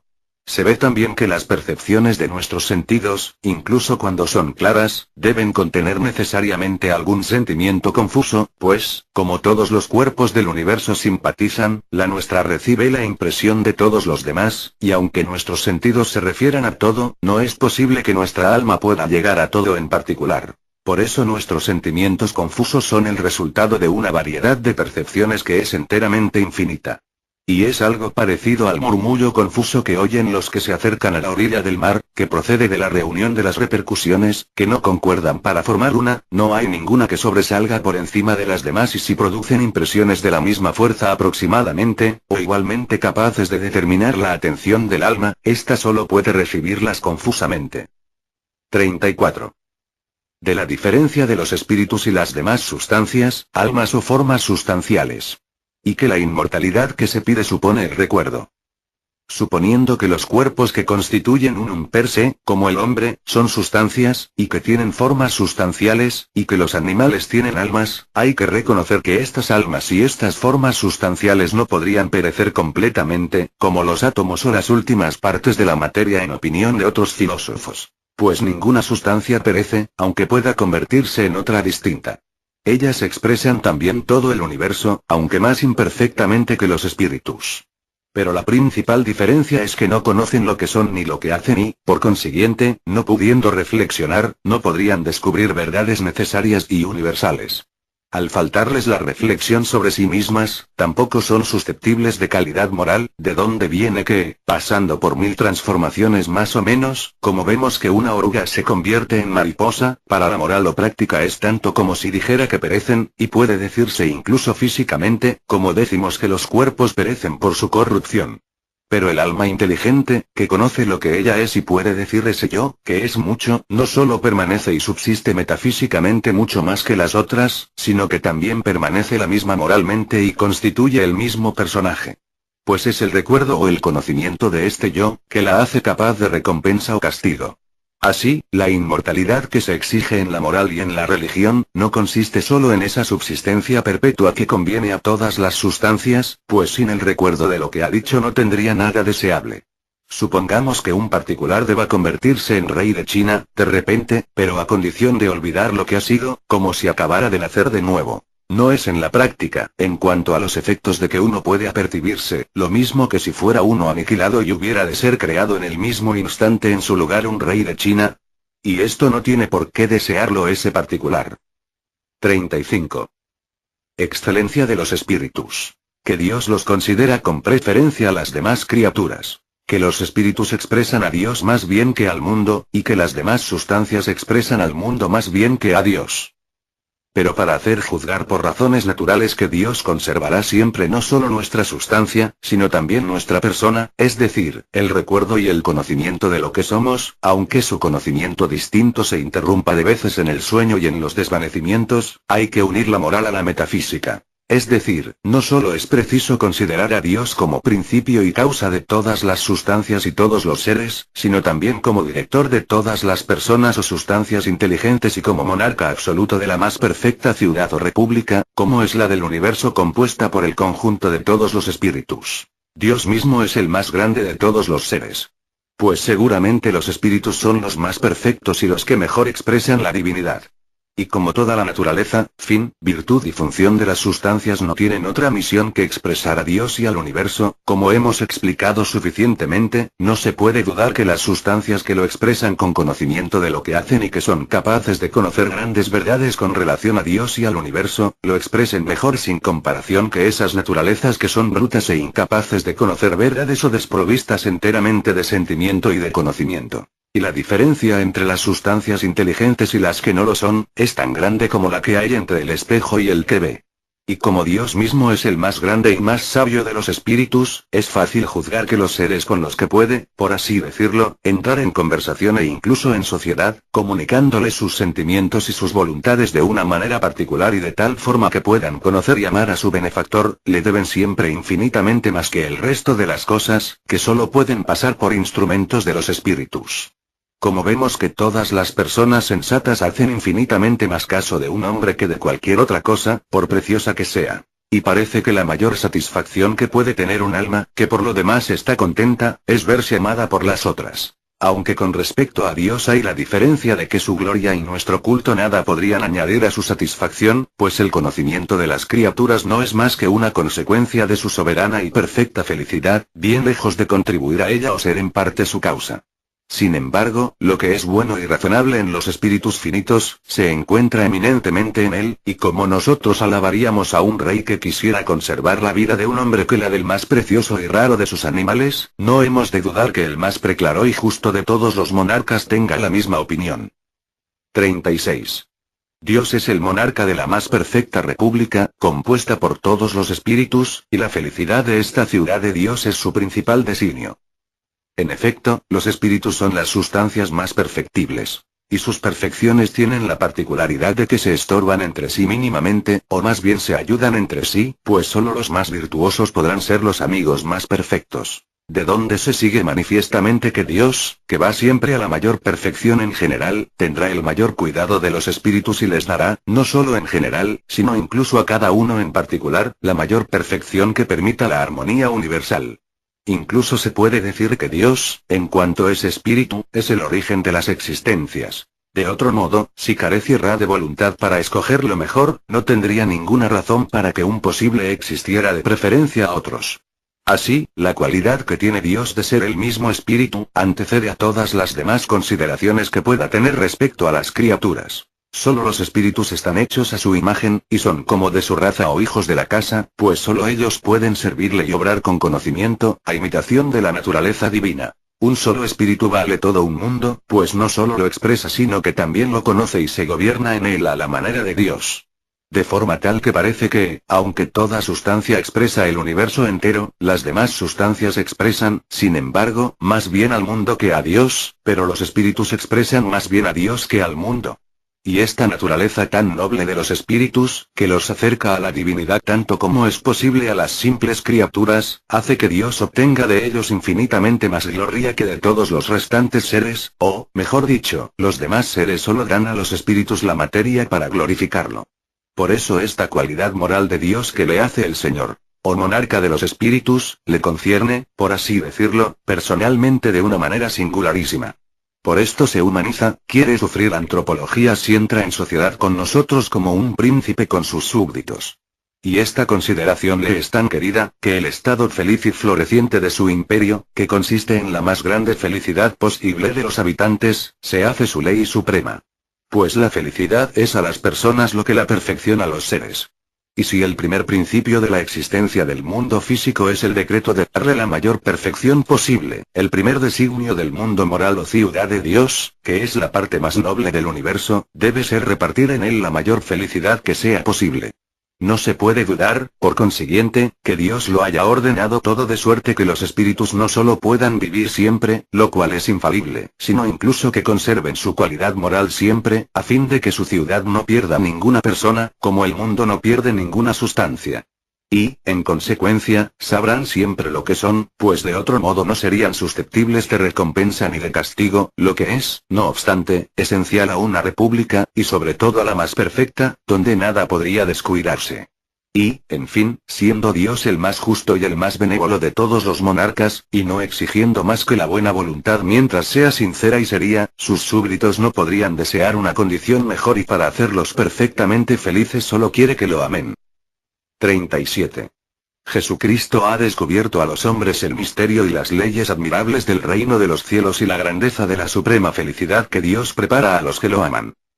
Los antiguos filósofos han conocido muy poco estas importantes verdades. Solo Jesucristo las ha expresado de un modo divino y de una manera tan clara y tan familiar que los espíritus más groseros la han comprendido. Así su evangelio ha cambiado enteramente la faz de las cosas humanas. Él nos ha dado a conocer el reino de los cielos o esa perfecta república de los espíritus que merece el título de ciudad de Dios, cuyas leyes admirables nos ha descubierto. Él solo nos ha hecho ver cuánto nos atañe. Que teniendo cuidado de los pajarillos, no abandonará a las criaturas racionales, que le son infinitamente más queridas, que están contados todos los cabellos de nuestra cabeza.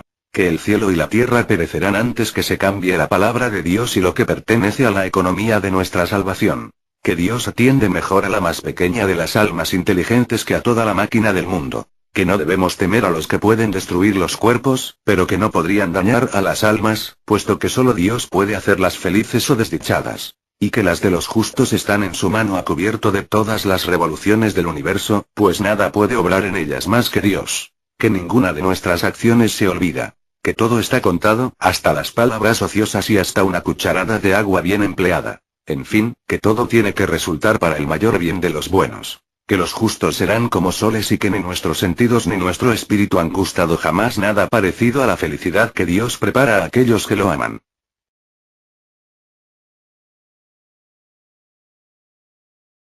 942. Discurso de Metafísica. 1. De la perfección divina, y que Dios hace todo del modo más deseable. La noción de Dios más admitida y más significativa que tenemos, está bastante bien expresada en estos términos. Que Dios es un ser absolutamente perfecto. Pero no se consideran suficientemente sus consecuencias, y para avanzar en ellas es conveniente hacer notar que en la naturaleza haya perfecciones diversas y muy diferentes, que Dios las posee todas juntas y que cada una le pertenece en el grado más soberano. Es necesario también conocer lo que es la perfección, de la que es una nota bastante segura la siguiente. Que las formas o naturalezas no susceptibles del último grado, no son perfecciones. Como por ejemplo la naturaleza del número o de la figura. Pues el número más grande de todos, o bien el número de todos los números, así como la mayor de todas las figuras, implican contradicción, pero la más grande ciencia y la omnipotencia no encierran en absoluto imposibilidad. Por consiguiente, el poder y la ciencia son perfecciones y, en tanto que pertenecen a Dios, no tienen límite alguno. De donde se sigue que, poseyendo Dios la sabiduría suprema e infinita, obra de la manera más perfecta, no solamente en sentido metafísico sino también moralmente hablando y que puede decirse, en lo que a nosotros concierne, que cuanto más informados e iluminados estemos acerca de las obras de Dios, más inclinados estaremos a encontrarlas excelentes y totalmente conformes a cuanto se hubiera podido desear. 2. Contra los que sostienen que no hay ninguna bondad en las obras de Dios. O bien, que las reglas de la bondad y la belleza son arbitrarias. Así, estoy muy alejado del sentir de aquellos que sostienen que no hay reglas de bondad ni de perfección en la naturaleza de las cosas o en las ideas que Dios tiene de ellas, y que las obras de Dios no son buenas más que por la razón formal de que las ha hecho. Pues si así fuera, Dios, que sabe que es su autor, no tendría por qué mirarlas después y encontrar que eran buenas, como atestigua la Sagrada Escritura, que no parece haberse servido de esta antropología más que para darnos a conocer que su excelencia se advierte al mirarlas en sí mismas, aun cuando no se haga reflexión sobre esta escueta denominación que las relaciona con su causa.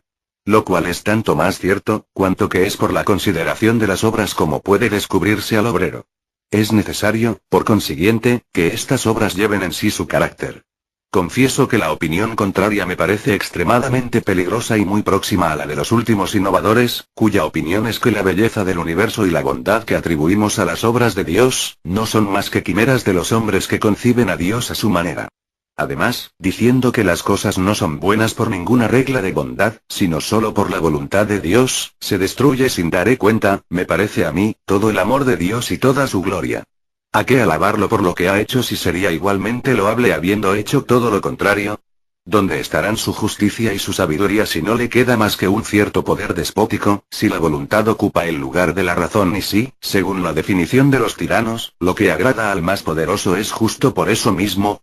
Aparte de que parece que toda voluntad supone alguna razón de querer y que esta razón es naturalmente anterior a la voluntad. Por eso es por lo que encuentro muy extraña la expresión de algunos filósofos que dicen que las verdades eternas de la metafísica y de la geometría, y por consiguiente también las reglas de la bondad, la justicia y la perfección no son más que efectos de la voluntad de Dios, en tanto que a mí me parecen consecuencias de su entendimiento, que no dependen en absoluto de su voluntad, ni más ni menos que su esencia. 3. Contra los que creen que Dios hubiera podido obrar mejor. Yo no podría aprobar la opinión de algunos modernos que sostienen audazmente que lo que Dios hace no posee la última perfección y que hubiese podido obrar mucho mejor. Pues me parece que las consecuencias de esta creencia son completamente opuestas a la gloria de Dios. Uti minus malum habet rationem boni, ita minus bonum habet rationem mali.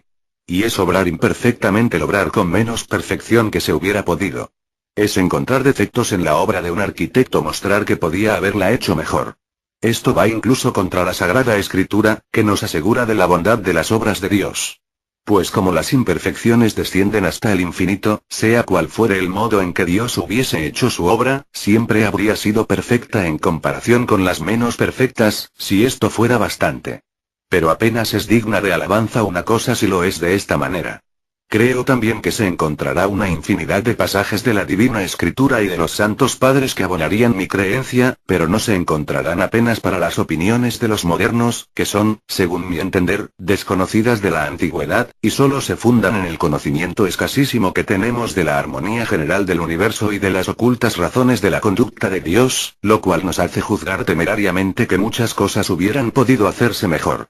Además, estos modernos insisten en algunas sutilezas muy poco sólidas. Pues imaginan que nada es tan perfecto que no haya algo más perfecto, lo cual es un error. También creen que con ello salvan la libertad de Dios, como si la suma libertad no consistiera en obrar con la perfección, según la razón soberana. Pues creer que Dios obra en alguna cosa sin tener razón alguna de su voluntad, además de parecer imposible, es una opinión poco adecuada a su gloria. Supongamos, por ejemplo, que Dios escogiese entre A y B, tomando A sin tener ninguna razón para preferir la B. Yo diría que esta acción, por lo menos, no es nada loable. Pues toda alabanza debe estar fundada en alguna razón, que aquí no se encuentra ex hipótesis. En cambio, yo opino que Dios no hace nada por lo que no merezca ser alabado. 4. Que el amor de Dios exige una total satisfacción y aquiescencia respecto de lo que hace.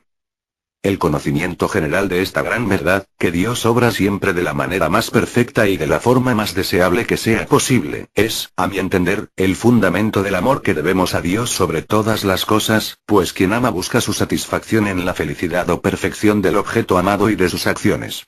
Idem bellet idem no llevera amicitia est. Y yo creo que es difícil amar bien a Dios cuando no se está en disposición de querer lo que Él quiere, aun cuando se tuviera poder para cambiarlo. Weigel. En noviembre de 1666 fue graduado doctor en leyes en la Universidad de Altdorf, y en Nuremberg llegó a ser secretario de la Sociedad Alquimista. Allí conoció también al elector de Maguncia, Christian von Boineburg, entrando a su servicio y llegando a desempeñar a su lado importantes misiones diplomáticas. En 1672 fue a París, probablemente a disuadir a Luis XIV de su política agresiva en Europa, dirigiéndola contra Egipto para aniquilar de una vez el poderío holandés, plan que conoció después Napoleón. Allí se puso en contacto con los más influyentes intelectuales de Francia, entre ellos Malebranche y Arnault, y con Huygens. Muerto su protector en 1672, marchó a Londres y trató a Newton, Clarke, Boyle, Oldenburg, p. En 1673, hallándose al servicio del duque Juan Federico Brunswick-Lüneburg, se le encargó que redactara la historia de la Casa de Brunswick, a la cual sirvió hasta su muerte, ocurrida en 1716. Viajó por Alemania, Holanda, donde conoció a Spinoza, Inglaterra, Francia e Italia, y fue bibliotecario ducal en Hannover. Su actividad fue prodigiosa en todas las ciencias y en la política. Recibió importantes nombramientos, fue miembro de la Academia de París, de la Real Sociedad de Ciencias de Londres y fundó en 1700 la Real Academia de Ciencias de Prusia, de la que fue primer presidente. Para citar un solo ejemplo de la significación de Leibniz en la historia de la ciencia moderna, recordemos que su nombre está unido al descubrimiento del cálculo infinitesimal, que halló por un método distinto al de Newton y sin saber uno de otro. Su producción literaria, en gran parte inédita, abarca unos 40 volúmenes. Algunas traducciones castellanas de Leibniz. Obras puestas en lengua castellana por don Patricio de Azcárate. Madrid, Medina, hacia 1878, 5 vols. Contiene I. Principios metafísicos. I. Tercero. Nuevo ensayo sobre el entendimiento humano. I.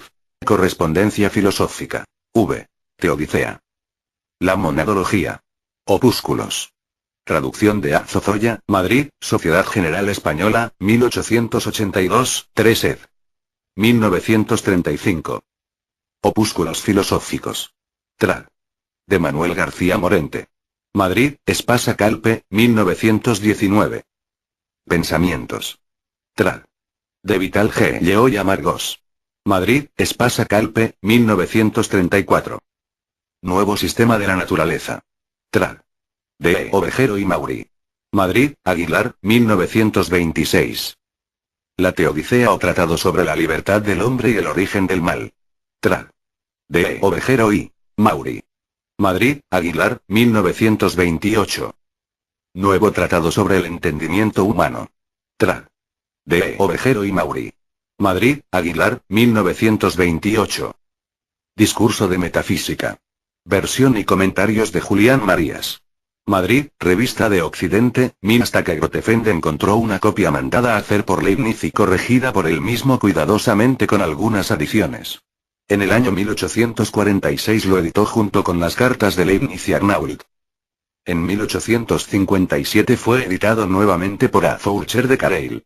En 1880 apareció incluido en el vol. If de la excelente edición de C. J. Gerard. Henry Lestienne halló en la biblioteca de Hannover el manuscrito original autógrafo y publicó una edición crítica con las variantes del mismo y las 3 copias, 2 de ellas fragmentarias. Además, ha sido editado por Schmallenbach, Leipzig, 1915, Touberes, París, 1933, 3 ed. Y L. Prenant, París. En su discurso se refiere Leibniz a los 3 grandes temas de la metafísica: Dios, el mundo y el hombre, y sus relaciones mutuas. Al estudio de Dios están dedicados los párrafos 1 a 7, al mundo los párrafos 8 a 22, al hombre y su relación con la divinidad los párrafos 23 a 37. En los números 8 a 16 se estudia la sustancia, del 17 al 22 la noción de fuerza y las causas finales. El entendimiento humano está tratado en los números 23 a 29, la voluntad humana en los números 30 al 31 y la piedad y la religión en los números 32 a 37. Todos estos temas están tratados de una forma absolutamente conexa y a partir de algunos supuestos metafísicos fundamentales, v. Gr. Que existe un ser perfecto con inteligencia y voluntad perfectas, o que todo conocimiento descansa en proposiciones con sujeto y predicado, de los que deduce una serie de principios que se establecen por una vía lógica, silogística, y por una incitación a la piedad. 2 elementos que se completan y se exigen mutuamente, pues una de las grandes ambiciones de Leibniz fue, como ya dijimos, que se aceptara su teología filosófica para hacer posible la unidad cristiana.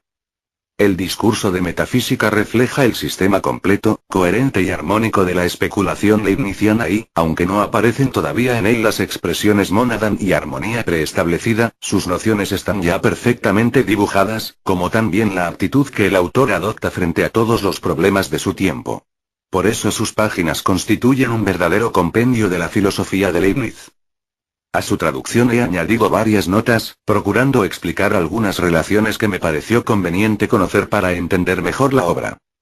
Alfonso Castaño Piñán. Nota biográfica. Gottfried Wilhelm Leibniz nació el 1 de julio de 1646 en Leipzig. Cursó sus primeros estudios en la Nikolaisschule de su ciudad natal y muy pronto llegó a dominar las lenguas clásicas. A los 15 años ingresó en la Universidad de Leipzig para seguir los estudios de leyes y filosofía con el neoaristotélico Thomasius. Conoció la filosofía antigua y medieval y la escolástica moderna, especialmente de los españoles Suárez, Fonseca y Molina, la filosofía nueva y la nueva ciencia de Bacon, Descartes, Hobbes, Kepler, Galileo, Campanella y Cardan. Decidió estudiar las matemáticas y fue ajena con la dirección del célebre Gottfried Wilhelm Leibniz. Discurso de metafísica. Prólogo. El 2 de febrero de 1686 escribía Leibniz al conde Ernesto de S. Rheinfels que últimamente había compuesto, cuando dispuso de unos pocos días un pequeño discurso de metafísica, del cual le enviaba un resumen, con el ruego de que lo hiciera conocer a Arnauld. 9 años después, en la introducción a su nuevo sistema de la naturaleza y de la comunicación de las sustancias, en el Journal des Savants, junio-julio de 1695, dice: concebí este sistema hace algunos años. Y en la réplica a las objeciones que Foucher le hiciera en la misma revista, 12 de septiembre de 1695, publicada en abril de 1696, aludía Leibniz al nonum que prematurim annum de Horacio. Por otra parte, en mayo de 1697, después de referirse a las dudas y vacilaciones de sus primeros tiempos, declaraba a Burnet que se hallaba satisfecho desde hacía 12 años. De estos datos podemos colegir que el sistema filosófico de Leibniz se concibió en su forma definitiva durante el invierno de 1685 a 1686, tras un período de gestación en el que se fueron estructurando las varias directivas filosóficas que en el siglo XVII constituían los elementos activos de la construcción racional del mundo. El discurso de metafísica es la expresión abreviada, pero completa, de aquella primera intuición de Dios, del universo y del hombre que había de ser decisiva en sus rasgos esenciales. De ahí su valor extraordinario como obra representativa. Se suele afirmar que Leibniz escribió el discurso para Arnauld, y no es esto exacto. La realidad es que lo compuso cuando logró sistematizar el inmenso bagaje de sus preocupaciones intelectuales, pues Leibniz fue uno de los espíritus más fecundos, profundos y omnicomprensivos de la Nueva Europa. Filósofo, matemático, teólogo, investigador de la naturaleza, historiador, filólogo y jurista. Su filosofía intenta conjugar armónicamente la idea de la absoluta racionalidad del mundo, la universalidad y la individualidad autónoma, la armonía perfecta de todas las cosas, la infinitud cuantitativa y cualitativa del universo, la hipótesis de la explicación mecánica de la naturaleza.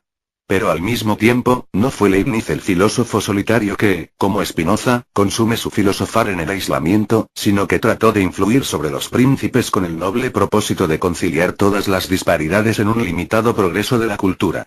Una de sus ambiciones fue la de unificar nuevamente las iglesias, divididas por la religión. Y para demostrar que es posible hallar una teología filosófica que también los católicos pueden admitir, envió el sumario de su escrito al influyente teólogo, jansenista, Arnauld por mediación del conde S. Rheinfels, católico y amigo común de ambos. Pero Arnauld no consideró aceptable el contenido del discurso de Leibniz y rechazó especialmente el párrafo 13, por estimar que comprometía el libre albedrío del hombre. Leibniz respondió en una serie de cartas, correspondidas por Arnauld, que llegaron a ser más conocidas que el propio discurso y que duraron hasta marzo de 1690. El discurso de metafísica no vio la luz pública